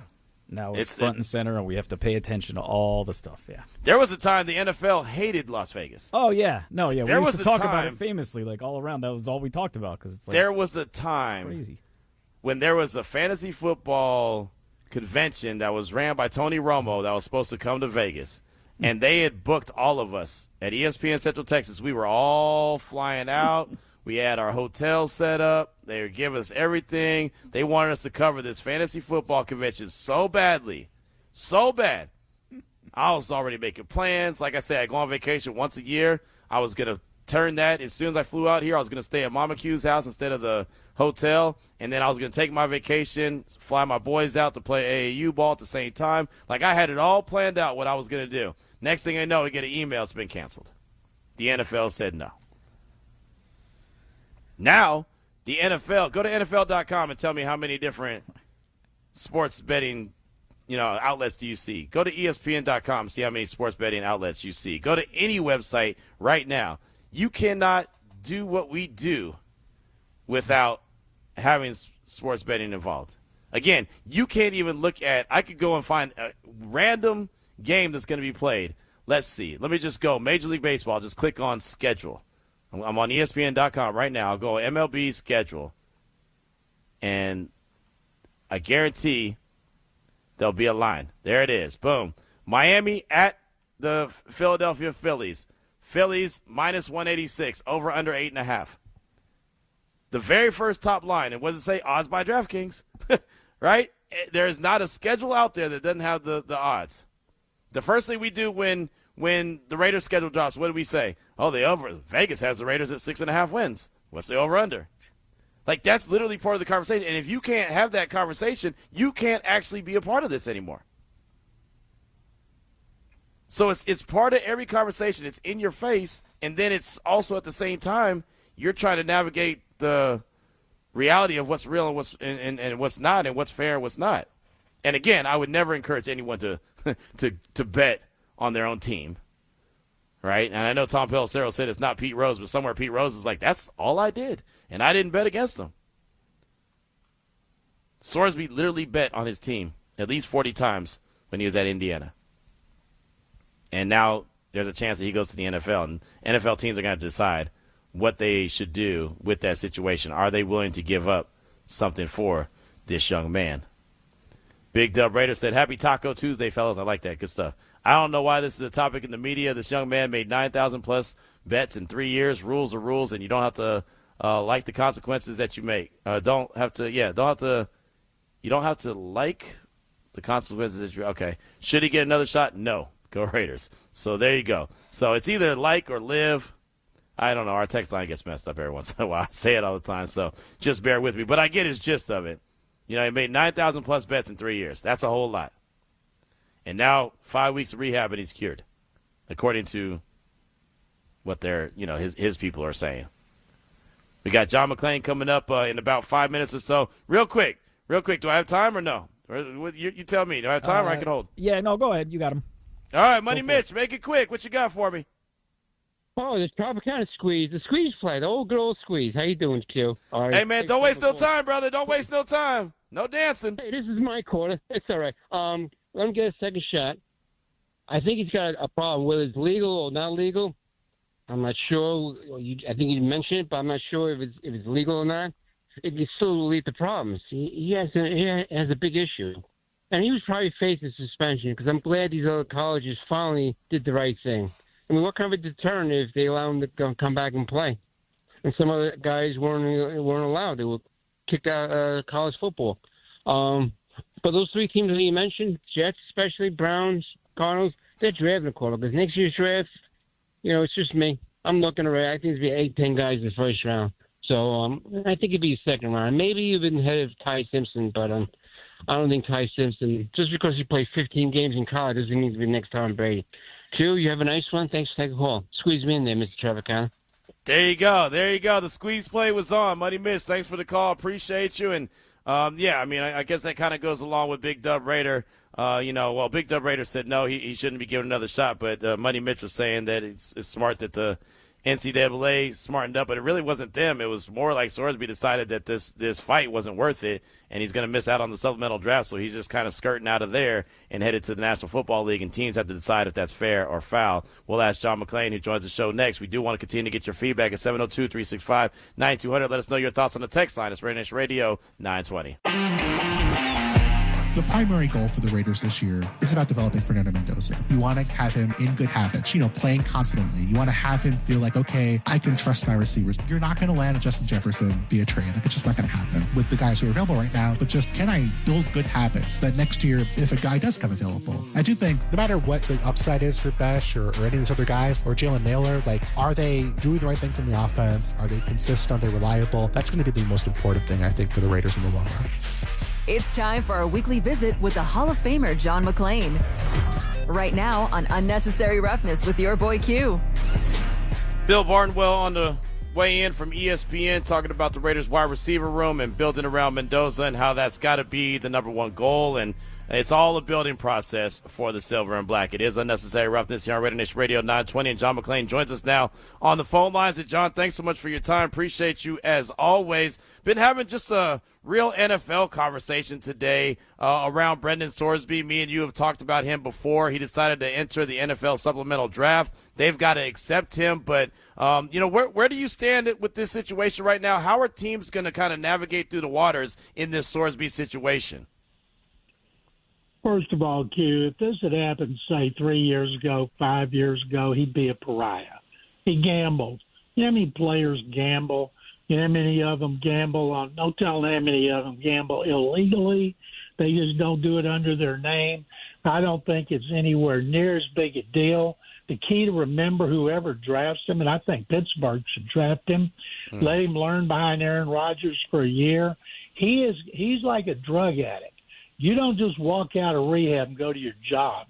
You have all these steps, things you got to do over a period of time. And he's a really intelligent guy. He's smart. He's going to say all the right things about.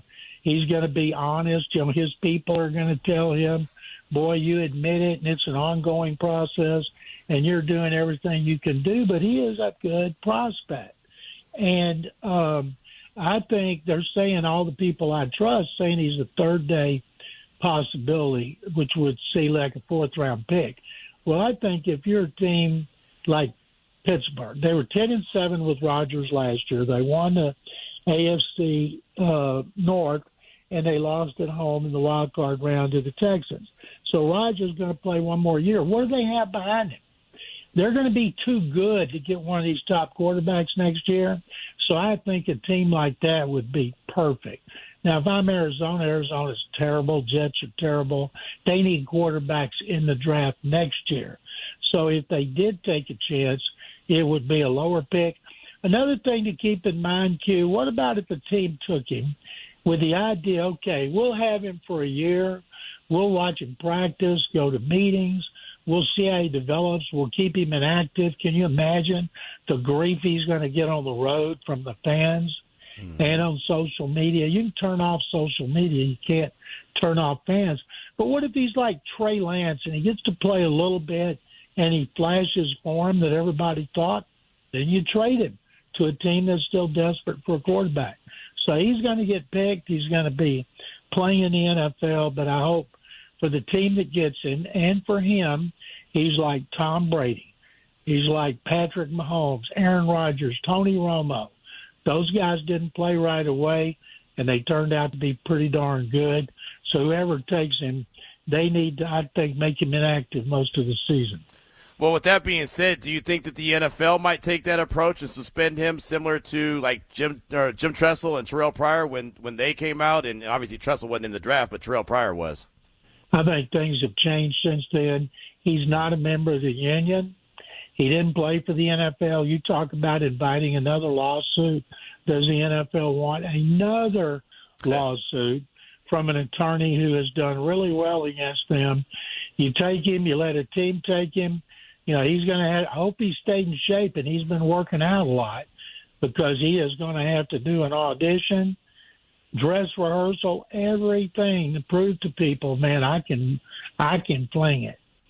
And it's going to be fascinating. This whole sordid episode, fascinating. Once I saw last week, Q, that his parents were really concerned about their son and everything he was going through, made me think at that point, well, just get him out of Texas Tech. Go to the next step in his life and let him take it. He's a mature guy who did something really stupid, whether he was addicted or not. It was stupid, but I'll be pretty sure, Q, he's not going to be betting on his team in the NFL. Yeah, I wouldn't think so. I wouldn't think so at all. Again, John McClain is with us here on RaiderNation Radio 920. Do you think that, I mean, because you said, you know, a lot of athletes are making bets. Do you think any of his teammates would have any problem with them, or do you think they'll be fine? I can't imagine teammates. They want to see it. You know, I saw a thing today. Rashee Rice's arrest record. Yeah. It was longer than my arm. And, of course, the Chiefs are welcoming him back. He could have killed people speeding in the middle of Dallas on Central Expressway, causing a wreck and just walking away cavalierly. Then he gets off with such a light sentence. So, yeah, the NFL will take anybody. There have been players who kill people. You know, when Henry Ruggs gets out of the slammer, now, if he could come back and say he was in great shape, and if he caught somebody would give him a chance, they always do. And if you do it in all season, you bring them in for camp, you don't have to pay them anything if they're not on the roster when the season begins. So somebody's going to draft Sorsby, and they may get a really good quarterback. And we look back for years. Back in 63 maybe, two of the greatest players in the NFL, Packers running back kicker Paul Hornung, Hall of Fame, Alex Karras, Hall of Fame defensive tackle for the Lions, they were suspended for a season by Pete Rozelle, commissioner, for gambling. And when they came back, nobody thought anything about it. And they picked up where they left off. So, and I think it's very interesting. Tech's not going to try to get back money that it gave him. I doubt they gave him a check for $4 or $5 million. It's probably going to be installments. But they didn't want to do that and then turn around and sued. They want to move on, just like Sorsby wants to move on. John McClain is with us here at RaiderNation Radio 920 Unnecessary Roughness. One of the things that we just kind of discussed here on the show with the rabbit hole that we went down is the fact that sports betting is so frowned upon when it comes to players and betting on teams and this, that, and the third. You can't do that, obviously. But then it's everywhere, John. And you know it used to be nowhere. You couldn't even talk about it. Hell, football in Vegas wasn't even thought of. And now it's everywhere. It fuels everything. You know, all these different outlets, these media outlets are all fueled by some sports book. It almost feels like it's like a double-edged sword. Like, yeah, this is what we want, but at the same time, this is not what we want. You know, the most popular sport in the world is soccer. In soccer, you can gamble on a soccer player, what he has for breakfast. You know, you don't see many scandals, if any. I'm not familiar enough to know if they have them, but those players have been born knowing people are going to be betting on them, and they're not supposed to do it, which is one reason the NFL plays so many games overseas. Of course, they want more eyes on Netflix because the NFL and Amazon and any of the other streaming services, and they want people buying NFL gear. They want to sell Raider stuff all over the world. But most of all, and they'll never admit this, is people around the world have been gambling for centuries, longer than we have, and they're more likely to bet. And so that's just more money for the NFL. And as we know, that if you're going to build a house and it's going to look like your stadium, you need all the money you can get.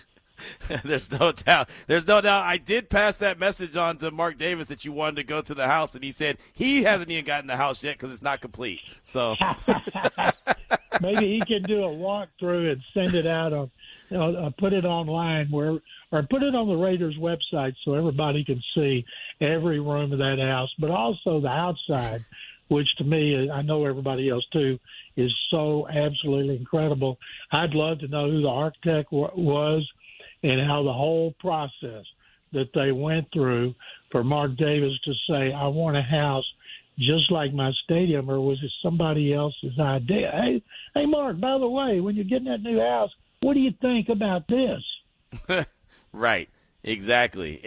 Look, I just told him this, that when you get that walk through the house with him, I just want to be there to listen. I don't need to talk. I do a lot of talking every day. All I want to do is listen, be a fly on the wall. I'm just saying. I'll tell Mark some stories that his dad told me about the old AFL back. Mark and I are about the same age back when we were kids.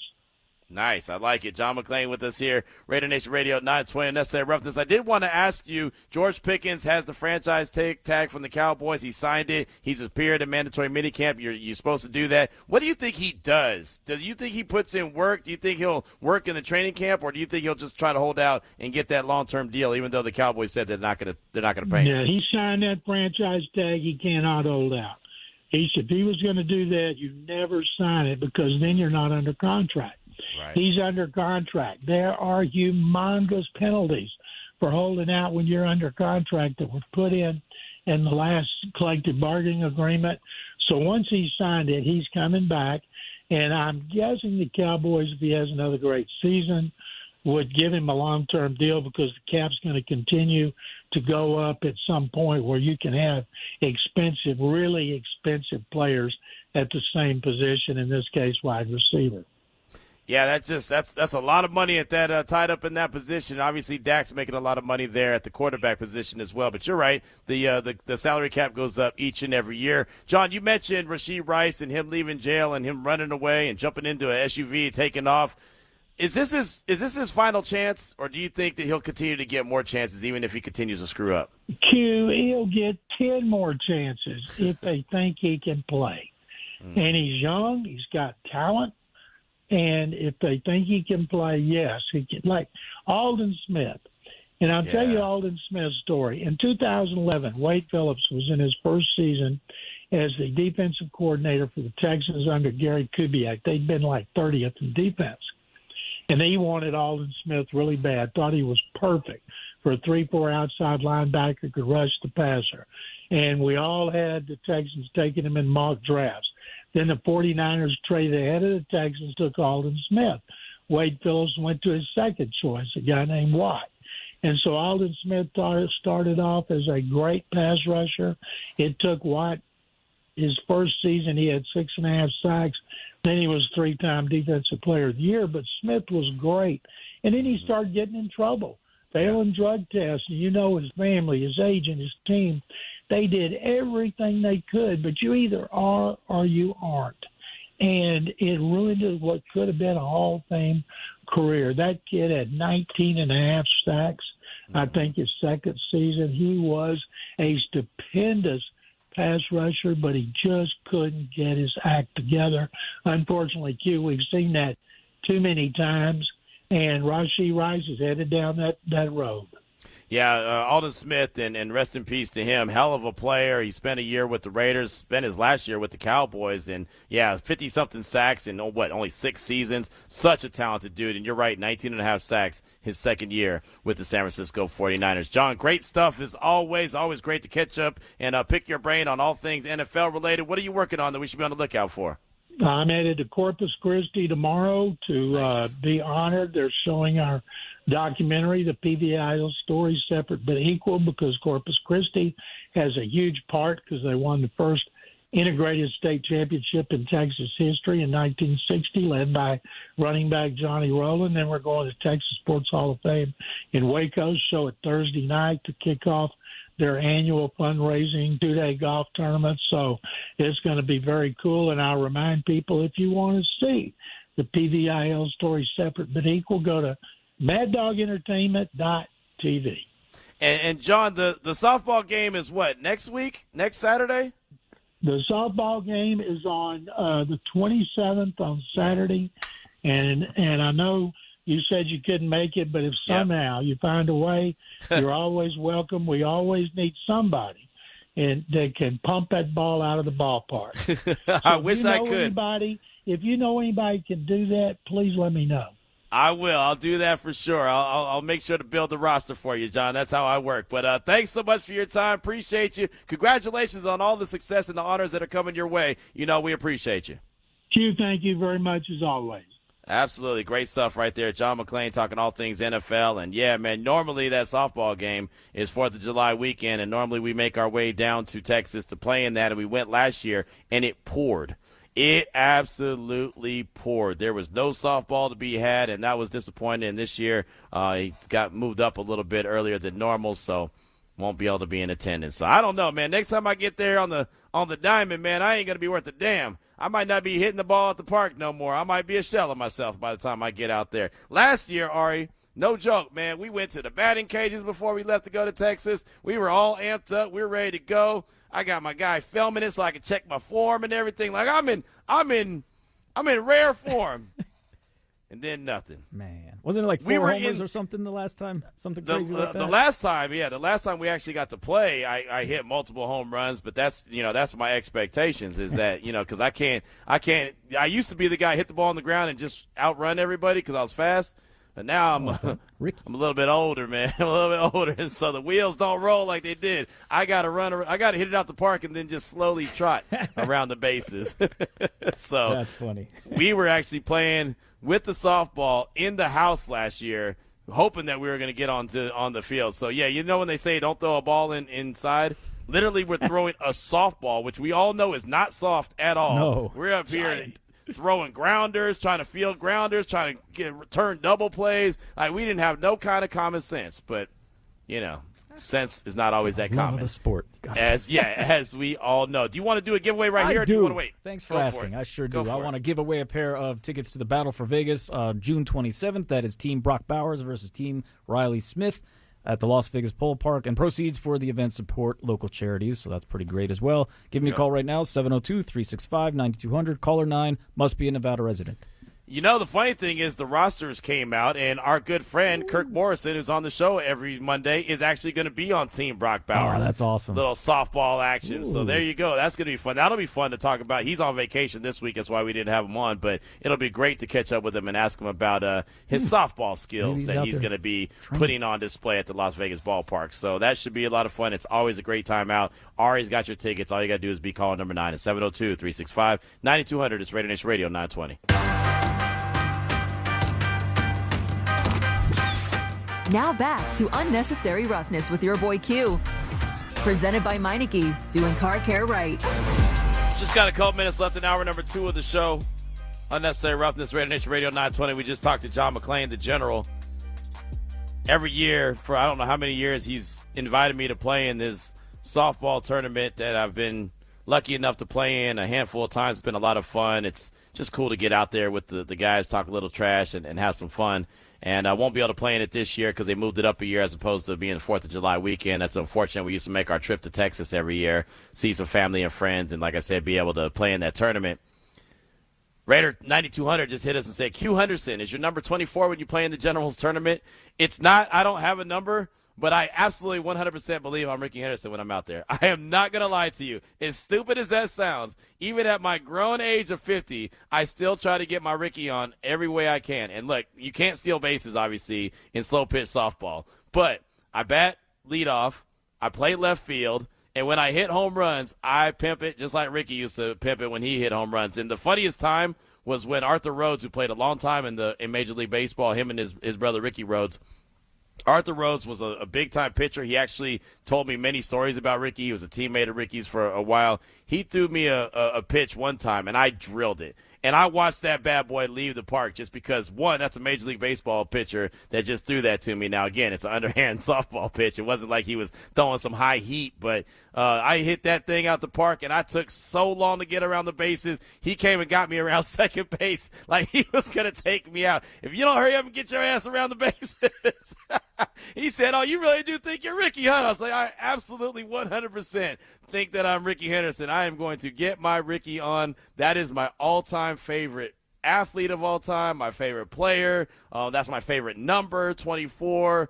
I was that guy that I had every single time that Ricky was in the newspaper. I had a cut-up of him on the wall. I'd pay 25 cents for the paper, and I'd take like 8 of them just so I can get every single picture that was in there and make sure that I was able to put it on the wall. I was that kid.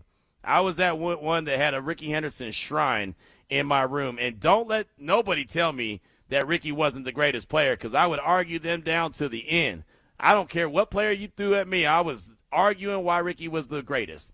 And I tried to do it in the third person like him, but I can't talk like that. I could not talk in the third person. That just confused me. I have enough problems speaking just in general, let alone trying to talk in the third person like Ricky did. But, man, that dude was my guy. Like, man, my feelings were hurt so bad when he passed away right before, matter of fact, right before his birthday. That wasn't too long ago. That one hurt me to my soul. But thanks for that text. We do appreciate you. Hour number 3 is coming up next. We hear from you, 702-365-9200. It's Raider Nation Radio 920.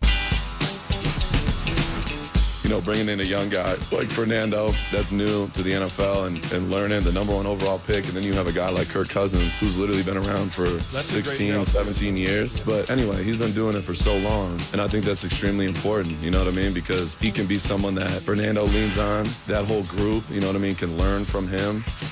Right now, we're doing football right on Unnecessary Roughness. Brought to you by Meineke, doing car care right.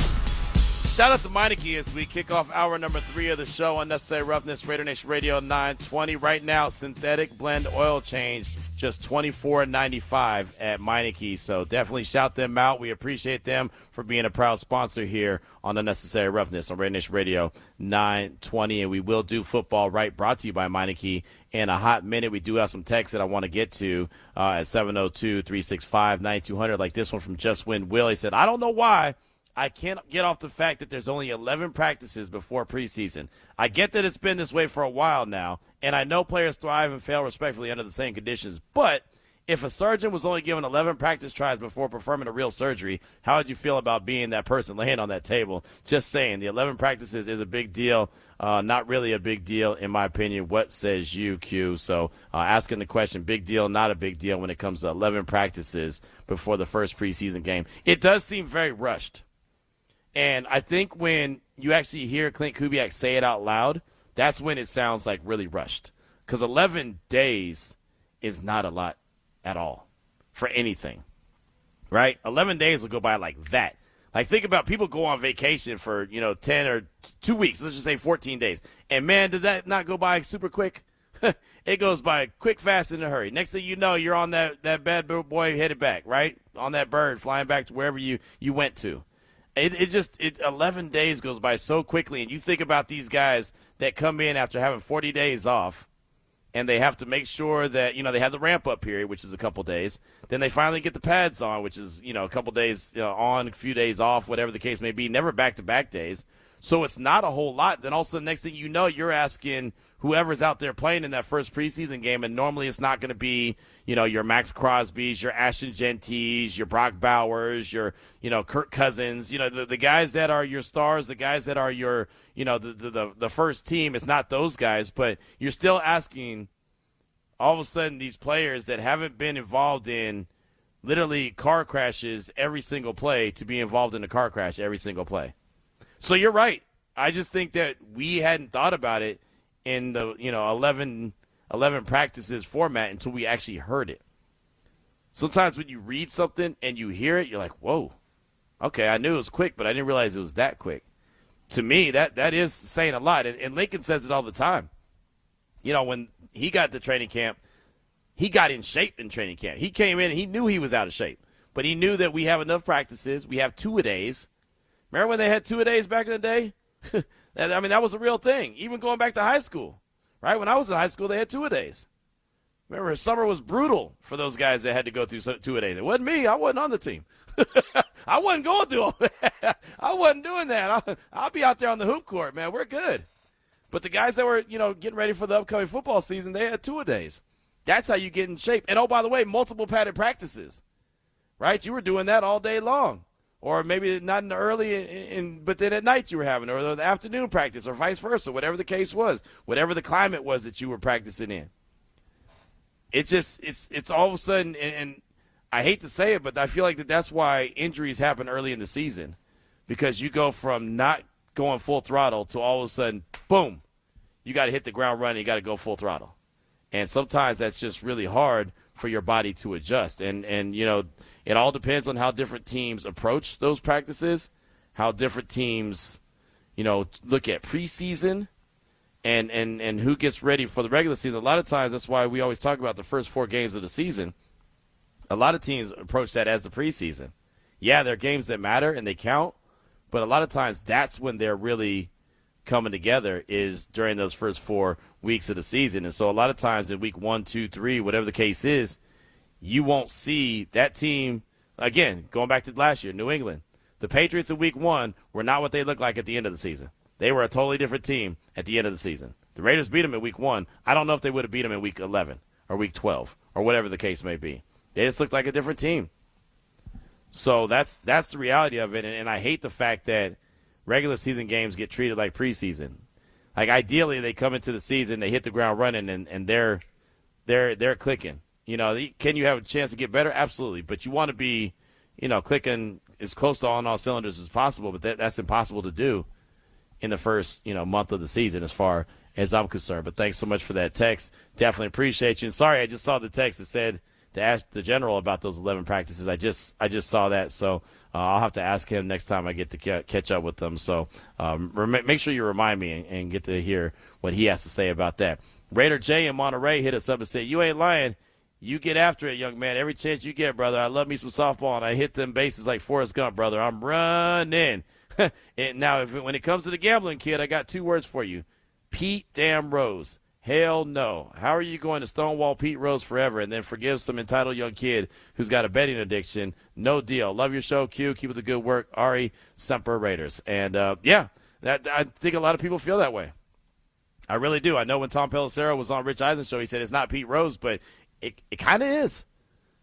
right? I mean, he bet on his own team. Bottom line, what did he do? He bet on his own team. Regardless if he was traveling with the team or not, he literally bet on his own team. Pete Rose, I get it. He was the manager, and he bet on his own team, right? I mean, and he never got any kind of a pass. That's why I've said before, Pete Rose somewhere is rolling over in his grave. Like, he literally went to his grave without any kind of, grace, any kind of, hey, this, we're not going to hold this against you anymore or whatever. I mean, that dude, Charlie Hustle, was a no doubt about it, first ballot Hall of Famer.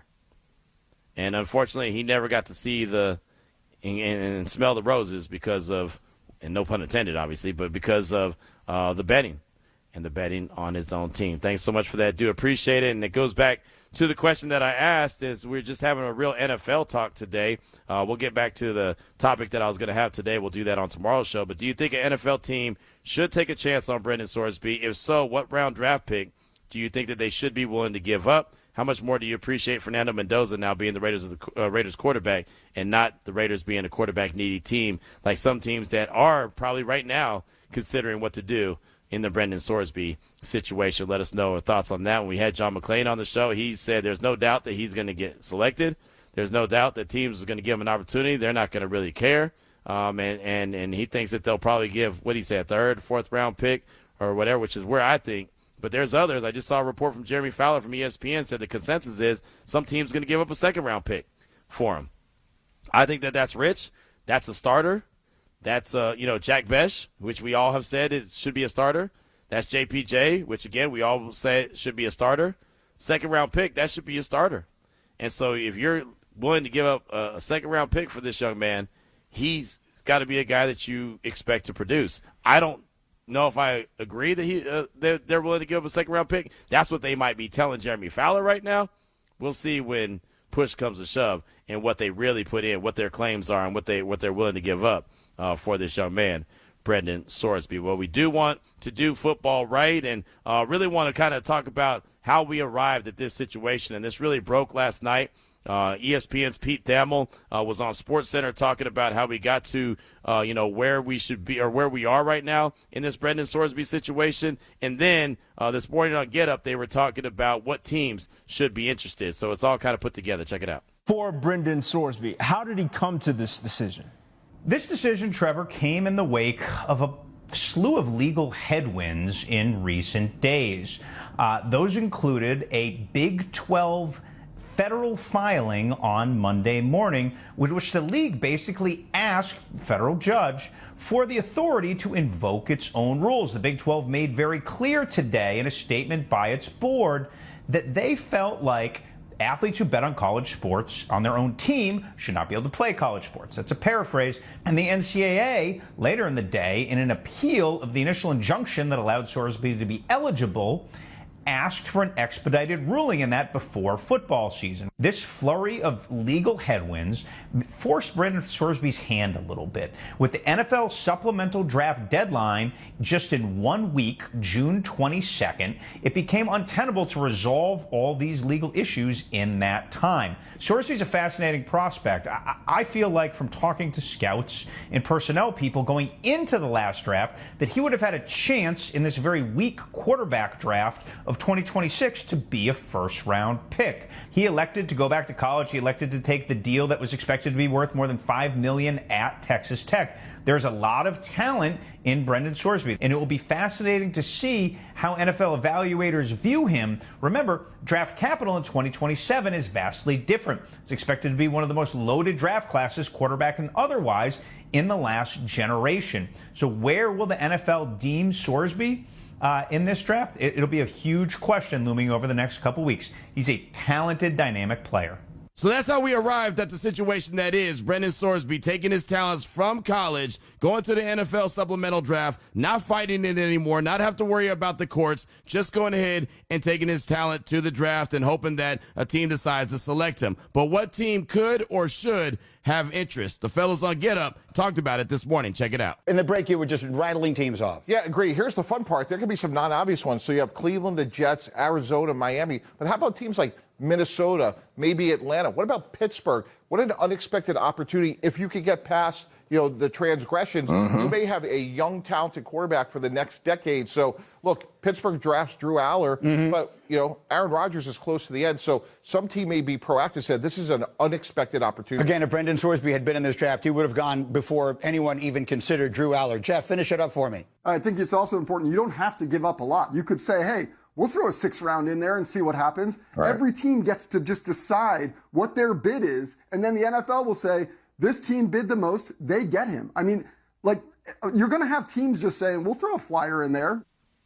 There you go. A little bit of a roundup there on how we arrived at this situation from Pete Thamel and then the guys on Get Up, from Mike T to Greeny and even Jeff Darlington talking about the situation. And you heard Mike Tannenbaum talking about other teams, not the obvious ones. Like the Jets are the obvious ones. The Cardinals are the obvious ones, right? The Browns are an obvious one. And as John McClain pointed out in the last hour, those teams probably are just willing to wait till the 2027 draft and have their pick of the litter depending on where they end up selecting in the upcoming draft. But teams like Minnesota, teams like Atlanta, teams like Pittsburgh, and Pittsburgh is a team that John McClain identified as, he would like to see them throw their name in the hat and try to go ahead and land him and have him sit behind Aaron Rodgers. And a team like Pittsburgh might end up having to do something like that. And the reason why is, to John's point, they're never bad enough to be selecting a quarterback at the top of the draft, but they're not good enough to make a deep run in the playoffs. So they're kind of stuck in that middle ground where the Raiders spent a lot of time in that middle ground, right? The Raiders were just good enough to be outside of the top 10 and not be able to get their quarterback, but they weren't good enough to make it to the playoffs. Or if they got to the playoffs, they were one and done. Obviously this year, the bottom fell out and they got the number 1 overall pick, but some teams that are in that situation, that might be the case. If you're Minnesota or Atlanta and you're thinking about that and you literally just selected a quarterback a couple of drafts ago in the first round, you've got to be thinking, damn, I made a huge mistake. If you're Minnesota and you had Sam Darnold, you selected J.J. McCarthy, you moved on from Sam Darnold, you already brought in Kyler Murray, and then if you're thinking about bringing in Brendan Sorsby, your quarterback room is jacked. And that's the nicest way I could put it on the radio. Your quarterback room is jacked, if that's what the Olympics that you're going through at this stage of the game. If you're Atlanta, you had Kirk Cousins. You signed him to a big free agent deal. Before you even got to see him on the grass, you went and selected his replacement. Number 8 overall, to many people's surprise, including myself. And now he's gone, him being Kirk Cousins. Penix has been injured. You bring in Tua, who got, sent away from Miami from his own team. They paid him to go away, similar to what Russell Wilson did in Denver. They paid him to go away. And now if you're thinking about Brendan Sorsby, your quarterback room is jacked. Again, to put it as nicely as possible. So throughout the whole portion of this conversation, I've said this has got to be a Fernando Mendoza appreciation day. This has got to be a day that you think, man, so glad that that's not the case here. So glad that John Spytek and company aren't having to sit around and huddle and say, is it worth it? Is it not worth it? What kind of system do we need to put in place to make sure this young man is good to go? Whenever there's teams that put in a support system, we're going to do this. We're going to put these people around him. We're going to have this mentor. We're going to have this person that, he can lean on or whatever the case. Like, we've seen teams do that all the time. The Raiders don't have to worry about that. So, as we've talked about a lot of times throughout the course of the offseason, they had a very calculated plan. They've went and executed the plan.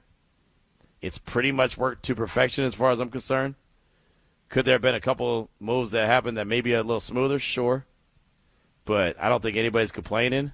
And could you imagine what that conversation would be if today it was, well, what do you think, Raider Nation? Is it worth it? Should the Raiders take a flyer on this young man? He's supposed to be a really good talent. He's got some warts. He's supposed to be a really good talent. Man, that would be a conversation for real. I'm glad that we can have the conversation, talk about the player, the prospect, as it just pertains to the league and not pertain to the Raiders. And if they were the ones that were to go make a move for him, you know, Raider Nation always talks about the national media hates the Raiders. I could only imagine what that conversation would be like. I could only imagine.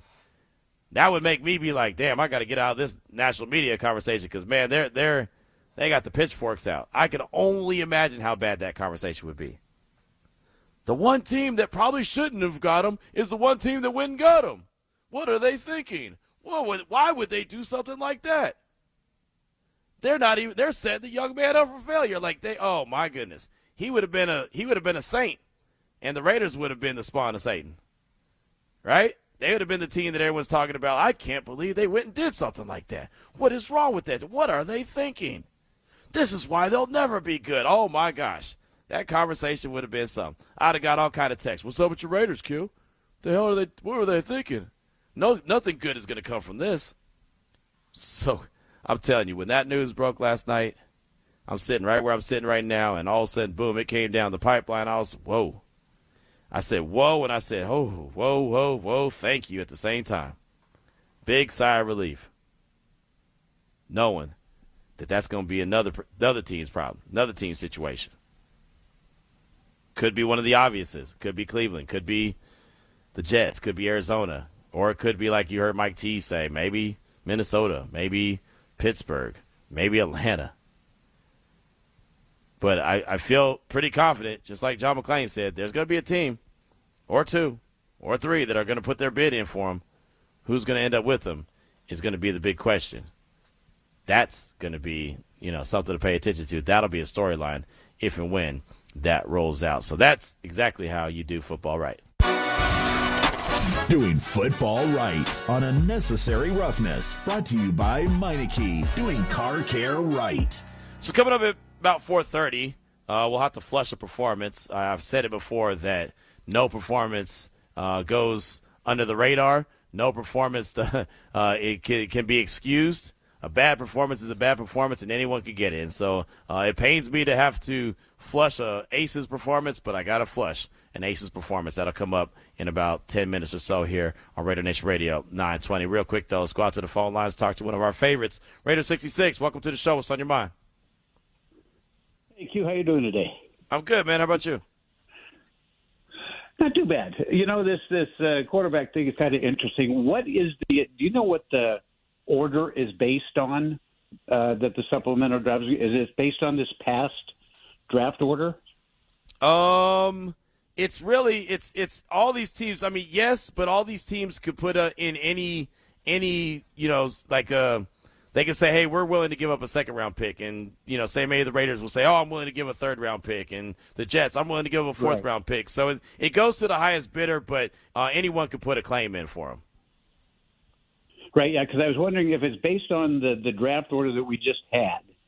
It would be interesting if, say the Raiders go, you know what, let's just throw a sixth-rounder out there. And then if everybody passes through 5 rounds and the Raiders have the number 1 pick, which they had in this past draft, they get this kid, they shelve him, just put him behind Kirk and these guys, and then use him as trade bait for the next year. I mean, he was supposedly a first-round talent. Maybe get a second or third rounder for the kid. You never know. That's how you exponentially get better. That would be kind of cool. But, I wanted to call, I love you talking about Ricky Henderson. He was one of my favorites, too. And your claim, he's the greatest baseball player ever. Hey, who is number 1 in Major League Baseball history in runs scored? That would be Ricky. That's the name of the game. That would be Ricky. Who's number 1 in Major League history in leadoff home runs? That would be Ricky. That would be Ricky. Who's the Major League leader in stolen bases? That also would be Ricky. He's number 1 in a lot of categories. Now, the one thing that I found, and this is where the history part comes in, who's the all-time leader in most stolen bases in a single season? That would be Ricky as well. Unless you go back to 1897. Oh, wow. They had this kid for the Cincinnati Red Stockings who had 138 stolen bases credited to him under the rules of that time. Now, his name was Hugh Nickel. Now, It's skewed, though, Q, because Ricky is still the leader in my book. Because if you went in those days, in 1897, if you were on first base and the guy hit a single and you went from first to third on that play, you were credited with a stolen base. You stole second base. Oh, man. So that's not right. I'm thinking, no, that is not right. I'm thinking if Ricky had those rules, he'd have had 170 stolen bases in that year. So, I think it still goes back to Ricky. But, yeah, he's one of my favorite players, too. I just hate the fact that the Yankees took him and Reggie and Catfish and Giambi and all of the A. It just ticks me off. I hate the Yankees so much. But anyway, that's another category.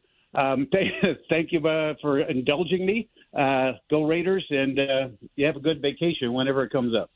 Will do. Thanks so much for that. I do appreciate you. Yeah, I mean, that's my guy right there, man. I mean, that dude, just the way that he played, the flair that he played with, the style, everyone called it swag. He had swag before swag was a thing, right? Just the way that he hit the home run and watch it sail out the park and round the bases so wide and pop his collar one time and flip his bat. And don't put him on first. If you put him on first, he's going to be at third, right? And what was that, Harold Reynolds? When Harold Reynolds was it Harold Reynolds?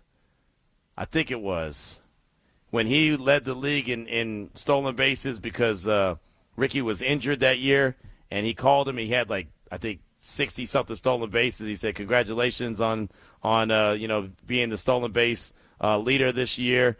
Ricky would have had that by the All-Star break. I mean, that's just awesome. That dude has so much swag and so much flair and he brought so much excitement to the game and stressed the hell out of a pitcher.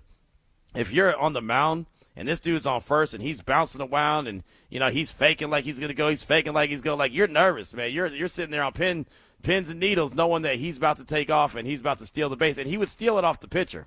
He wouldn't steal it off the catcher. He would steal it off the pitcher. So by the time you decide and commit that you're going to throw the ball, he's already stolen the base on you. He was so damn good at that, and I know so many people, and I'm sure 66, big Raider fan, Ricky Henderson was. He's a guy that could have easily played the running back position for the Raiders, wanted to play the running back position for the Raiders. Mama and Grandma was not letting him play football. So he was going to play baseball, and I want to say his grandmother gave him a certain amount of money, whether there was 50 cents or $1 for every stolen base he had in high school. Shout out to Oakland Tech where he went. Man, the story of Ricky is incredible. And, obviously, being a Oakland kid, he was as well. Originally born in Chicago, though, in the back of a Cadillac. Shout out to Cadillac, because why wouldn't you? So he even arrived early. He arrived earlier than expected, but that 82 season when he broke Lou Brock's single-season stolen base record was incredible. Everything that he did, the way they even played the outfield, the snatch catch, right? He'd snatch the ball in the air, pop it on his thigh, the ball would bounce up. Just everything. He made the game more fun. And now you see there's a lot of young stars in the game that they have that style, they have that flair, they have that fun. But at one point, remember in baseball, it's like, you can't act like that in baseball. You've got to be stiff, and you've got to play by the unwritten rules, and you can't have fun, and this is da-da-da-da-da-da. Ricky's like, man, bump that. I'm going to go out here, and I'm going to bring my swag to the game. And it was a different ball game. So when he passed away, man, December 20th in 2024, I remember we had just left a party at the radio station. A lady had retired from our station, and so we had gone to this party, and we had gone and got something to eat afterwards, and all of a sudden I started getting notifications that Ricky had passed, and I was like, this can't be real. This can't be real. I started reaching out to Bonte Hill in the Bay. I started reaching out to Guru Johnson, Daryl. I started reaching out to everyone I know. Hey, man, is this real? Can you confirm this? What's going on? And then the next morning it was confirmed that he had passed away from pneumonia. So, it was a really, really tough time for, obviously, his family. Most importantly, but man, that was a kick in the stones for sure. Like I said, I used to fight everybody, not physically, but I would literally argue with everybody that used to, tell me what player was better than him. Like, don't get into an Ichiro argument with me. I was crushing that argument. My good friends growing up, the Zamoras, Erica was a huge Jose Canseco fan. I shot that down. I've had friends that were Mark McGwire fans, shot that down. Right? I didn't care. Tim Raines shot that down. Shot all those down. Ozzie Smith, the Wizard of Oz, shot that down. Right? Vince Coleman shot him down. Like there was no coming back. Giants fans, right? Will Clark shot that down. Got rid of all those guys. Willie McGee, all them cats, man. It didn't matter who you were a fan of. I was punching holes in all that conversation. Couldn't have it, man. Ricky was the dude, and that was it. It wasn't even a close second place as far as I'm concerned. I didn't want to hear nothing. You could have put Ricky and my dad in the conversation. I would have argued for Ricky. That's how much of a Ricky fan I was. I'd have been like, my dad's cool, but he ain't him. And my dad is cool, but he ain't Ricky. So went to many games to watch Ricky play, man. I didn't care what team he was playing for, the A's, the Yankees, the Blue Jays. I was so happy when the Blue Jays won the World Series, and the only reason I was happy that the Blue Jays won the World Series, obviously Ricky was on the team at that time, but they came up to bat, and they had 2 outs, and Ricky was up to bat, and I was like, you don't want to make the last out. Whatever you do, Ricky, don't make the last out. Like, that's the last, because, I was such a fan, everybody would have called me. I was like, your guy got out to end the World Series. That's why Toronto lost. I didn't give a rip if the Blue Jays won the World Series. Like, that's not my team. I'm an A's fan. But he got on base, and Joe Carter hit the home run. I celebrated like that was the A's winning the championship because Ricky didn't make the final out. That's how petty I was. Like, I just didn't want him to get out. I didn't care that they won the World Series or not as long as that dude didn't make the final out. When Nolan Ryan struck him out for the strikeout record or whatever, I think he had like 3,000 strikeouts or whatever it was, I was so mad. So mad. My friends came after me. Hey, Q, guess who Nolan Ryan just struck out? As soon as he said it, I was like, I know. I already know. Right? We didn't have no Twitter then and all that stuff. I was out there playing speed pitch at the time. And against my homeboy Gray and Garth's their driveway, playing speed pitch. I'm trying to get my Ricky on at the time, and all of a sudden, hey Q, you know who just struck out? Shut up. I don't want to hear it. I was so angry. I'm still angry about that. Clearly. I am. I respect that. It's made me mad. Yeah. You have a good argument. I know I have a good argument, right? Damn it. No, I mean, it's not just you barking about it. It's like all the numbers, everything that 66 just said, everything you said. I mean, it's pretty compelling argument there. Everyone used to wait for that opportunity to give me a bad time. They couldn't wait for Ricky. That's to mess how you up. know. That's how you know he's the GOAT, right? Exactly. Everybody got to tear him down. He's not perfect, Q. Nobody hates a bum. Right? Yeah. Nobody hates no a bum. threat. Right, He ain't exactly. worth the salt. Oh, that guy stinks. Don't have to worry about him. That must be Q's uncle or something. That's why he likes him so much. That's like fans that like Andre Holmes. I remember getting into an argument about Andre Holmes, who used to play wide receiver for the Raiders. I said something about he used to frustrate me because he made all the hard catches, but he'd drop the easy ones. And I remember getting in an argument with Raider fans. They're like, he's great. And I was like, man, are you related to him? He's not that great. He's a good guy. He's trying, but the easy catches he drops and the hard ones he makes. It's just frustrating. Kind of reminds so mad.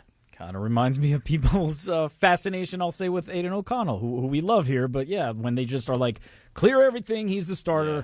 Why are we having this discussion? He's the starter. It's like, what are Facts. you? Remember that guy, the Kenny Pickett guy, actually? Oh, Kenny Pickett's uncle they used to call or cousin you or must whoever be it was. His cousin, yeah. I mean, it damn near felt like it might have been Kenny Pickett himself. Low It almost key, felt yeah, like. Or something, like his brother. The Raiders are holding Kenny Pickett back. And everybody My man knows. was so mad. I mean, he had a speech prepared when he would call in.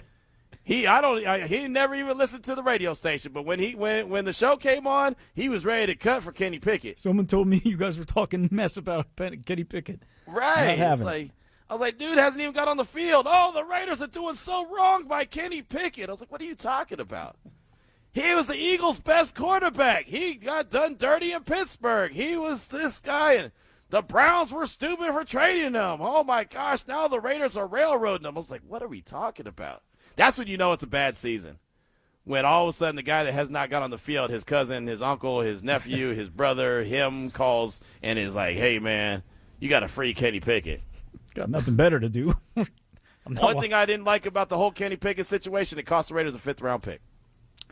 Yeah. That's the only thing I didn't like because I think a 5th-round pick is valuable. It was a move. I guess when they made the move in that moment, I guess, that felt right. No, you could have got, if you weren't going to play him, you could have went and got someone off the bench. You could have got him off the beach, actually, somebody that was just chilling, not doing anything. You could have done that. You didn't have to. I mean, what was the point of going and getting him and giving up draft capital for a guy who did nothing? It's true. I what do mean, you mean he did nothing? What are you talking about? I'll stop. He played in 6 games, had much. 28 completions in 45 attempts. I don't even remember Kenny Pickett throwing the ball 45 times. Yeah, I couldn't even tell you which game he was in. By the way. I don't even remember that. That's how much of a blur last season was. I don't even remember him throwing 45 passes. Yeah. I really don't. I remember him fumbling his very first snap when he got in the game. I remember that, but I don't even remember him getting into that much action. Same, yeah. I mean, what's That's the point wild. at that? What was the point? You know, He had 5 carries for 22 yards. There you go. There it is. Nice mobile quarterback like we like.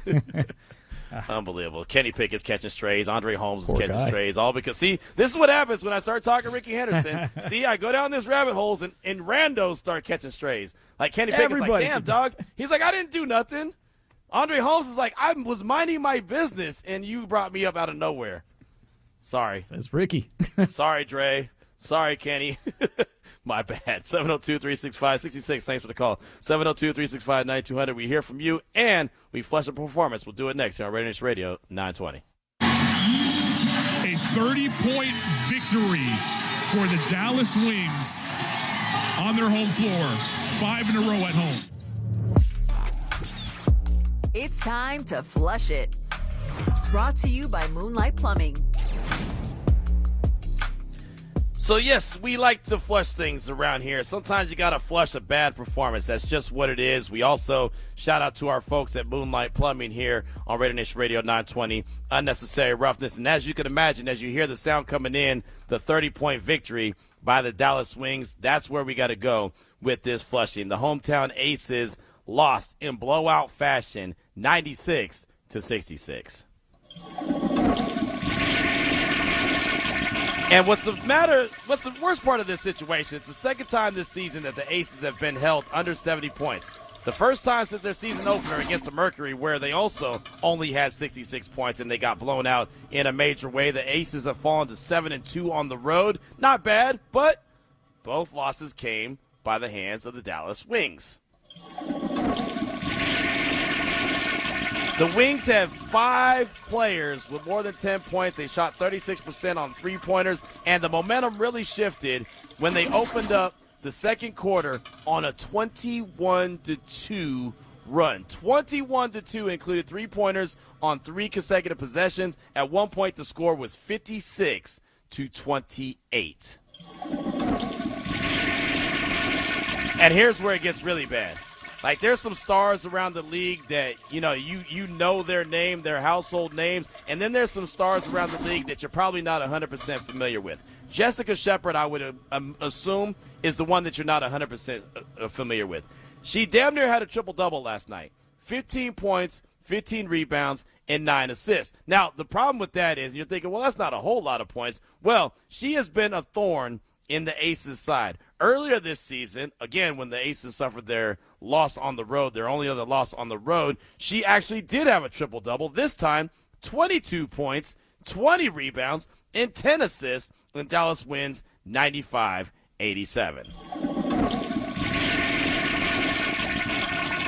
So in closing, Becky Hammond, Aces coach, said, we did not defend anywhere tonight. In the paint, pick and roll, three-point line, mid-range, pretty much anywhere. There was no defense, and that's how you lose by 30 points. That flushing of the 30-point whooping put on by the Aces by the Dallas Wings was brought to you by our good friends at Moonlight Plumbing. From sunup to moonlight, affordable, dependable plumbing professionals serving Las Vegas since 2016. No problem is too big or too small for Moonlight, and their services range from residential leaky faucet repair, water heater replacement, stuff like that, to commercial plumbing system installs, full remodels. You can call Moonlight if you want to get it done right. 702-355-3938. I always give you their website. I always feel like that's easier to go to and get all the information you need. MoonlightPlumbing.Vegas, MoonlightPlumbing.Vegas, and military and first responder discounts are always available. So, sorry, Aces. Everyone could get it.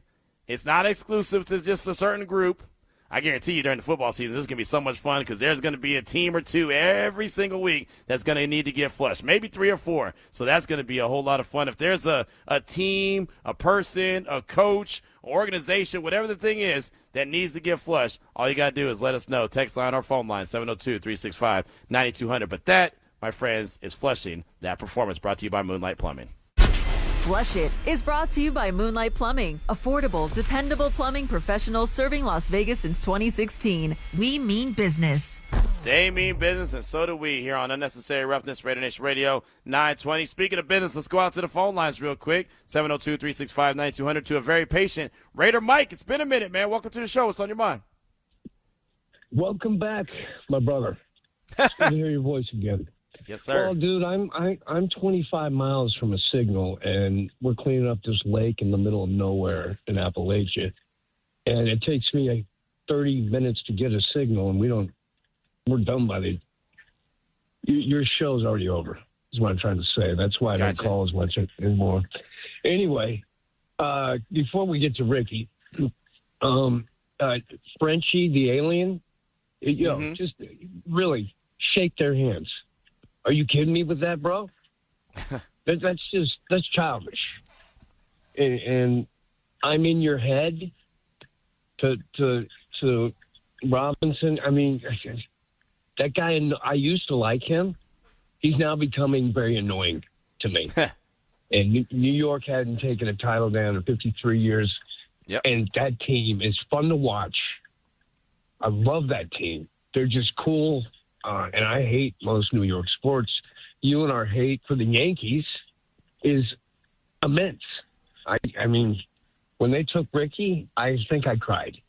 I think I really shed tears over that one. So I was not happy when they did that. So anyway, grow up, alien.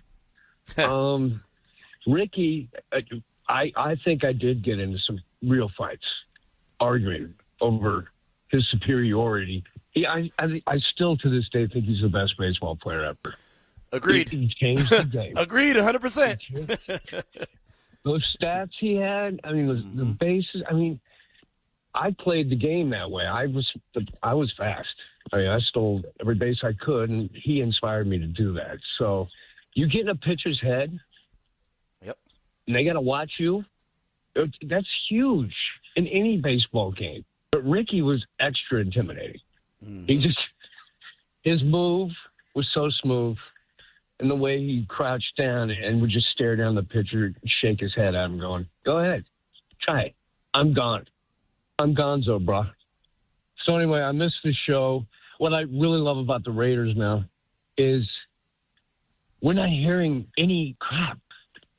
Usually we're a circus, you know, and they keep doing the max trade thing. That's all they got on us. And I think that's BS too. So I'm very happy. Can't wait for this season. I think we had a great draft. I can't listen to you guys because I'm 30 miles away out of a signal, the nearest civilization with these hillbillies. So anyway, miss you, Q. Ari, miss you too, bro. Raiders, I'm out, bro. Peace. There he goes, Raider Mike. Appreciate you. Yeah, it's so funny, man. You said that you played the game like Ricky did. I literally, as bad as this was, I did the same thing. What I would do in Little League is I would get on base, like I'd hit the ball to the outfield. I'd stop it first, just so I could steal second and third, and then let a pass ball happen. I was coming home, right? I would tell him always, just give me a couple pitches, man. I'll be straight. I mean, I still to this day and my dad, shout out to my dad because he did this. It wasn't for him, I wouldn't have it. I still to this day have newspaper clippings of my Little League performances. And like my very first game I ever played, I went 4 for 4 and I stole 4 bases. We lost. We stunk, right? I scored 4 runs, and that's all we scored as a team. But I thought that, man, you couldn't tell me nothing. I mean, you can hardly tell me anything now. So, kind of have that Ricky mentality anyway, right? Certain guys, whenever I say, I'm a fan of that player, it kind of tracks. You kind of understand, like, yeah, okay, that fits his personality. But, man, you couldn't tell me nothing. And I thought that I could let you hit a pop-up. I would try to score, like tag up, even if you popped it up on the infield. I'm like, oh, he's not going to throw me out. I'll just be able to outrun him. There's no way. They have to throw a perfect pass or throw a perfect, throw. And I think I only got thrown out at home once, right? But I literally tried to tag up on a pop up right behind second base. And I just thought that, I'm just going to outrun this dude. Yeah, that was not a good idea. But, I'm trying to tell you, it just brought so much fun to the game. I love that. And that's why I'm excited about this young crop of players that are in the league right now, because they are really fun to watch. They can hit the ball a country mile. They can run faster than the wind, right? They've got a little flair and style to them. I think baseball's in a really good place right now with all the young talents. Raider Mike, thanks so much for that call. Definitely appreciate you. We'll close out the show next, hearing from you at 702-365-9200. It's RaiderNation Radio 920. You're listening to Unnecessary Roughness with your boy Q. Brought to you by Meineke, doing car care right. So funny, man. Dave hit us up on the text line and said, Raider Mike, better be careful calling those people hillbillies. They'll make you disappear and never be found like Jimmy Hoffa. That's some real stuff right there. Shout out to Dave on the text line. We do appreciate that. It is Unnecessary Roughness here on RaiderNation Radio 920, brought to you by Meineke Car Care. Right now, synthetic blend oil change is just $24.95 at Meineke, so make sure you check that out. It's been a fun show today. I've had a lot of fun being back in this time slot. Last week was cool just because, it was a little bit earlier in the day, so you used to be like, you get off a little bit earlier. But, man, I'll tell you, you want to talk about a fish out of water. That's what I was. I was in some kind of weird element. And even, Ari, when you were on vacation and, we had the water drive, and a lot of people came out to the water drive and donated, which was really cool. But I wasn't on the air, and thank goodness. I was actually planning on that day doing my show from the water drive, but it was so hot, all of our equipment kept shutting down out there. It was just so hot. So even, the radio was on until it wasn't. So I wanted to definitely shout out to everyone who came by. Some people came by, just dropped off money, was like, hey, I don't have time to go in the store. Can you go get it? I found out that day that $20 will get you 4 cases of water there at Smith's, which is cool. There were so many cases of water that we gave out, and we should say we collected. But it was great. And then, just like I said, last week was so strange. Doing JT's show for a couple of days, it was like 12 to 2. Then a couple of days, it was 12 to 3, and just kind of all over the place. But that's what happens this time of year with vacations. Mine actually starts on Monday, so this show won't be here next week, and it won't be the week after either. So 2 weeks long, 2 weeks strong. I won't be here, but the morning tailgate and JT will be the majority of the time, I believe. We'll see how that goes. So hopefully, that's the way it's going to be. But this time of year, between mandatory minicamp and training camp, we always go and take our vacations when we can, because once training camp comes in, I'm not missing. I'm not missing nothing.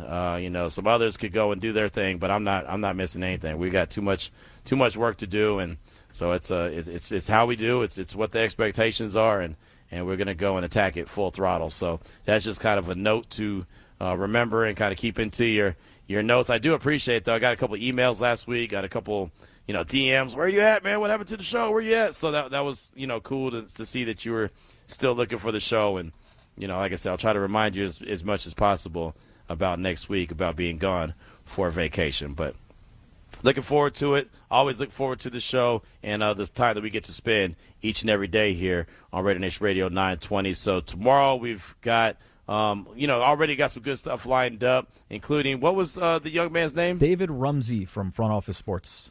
Yeah, he did the article with Fernando Mendoza. Really good interview.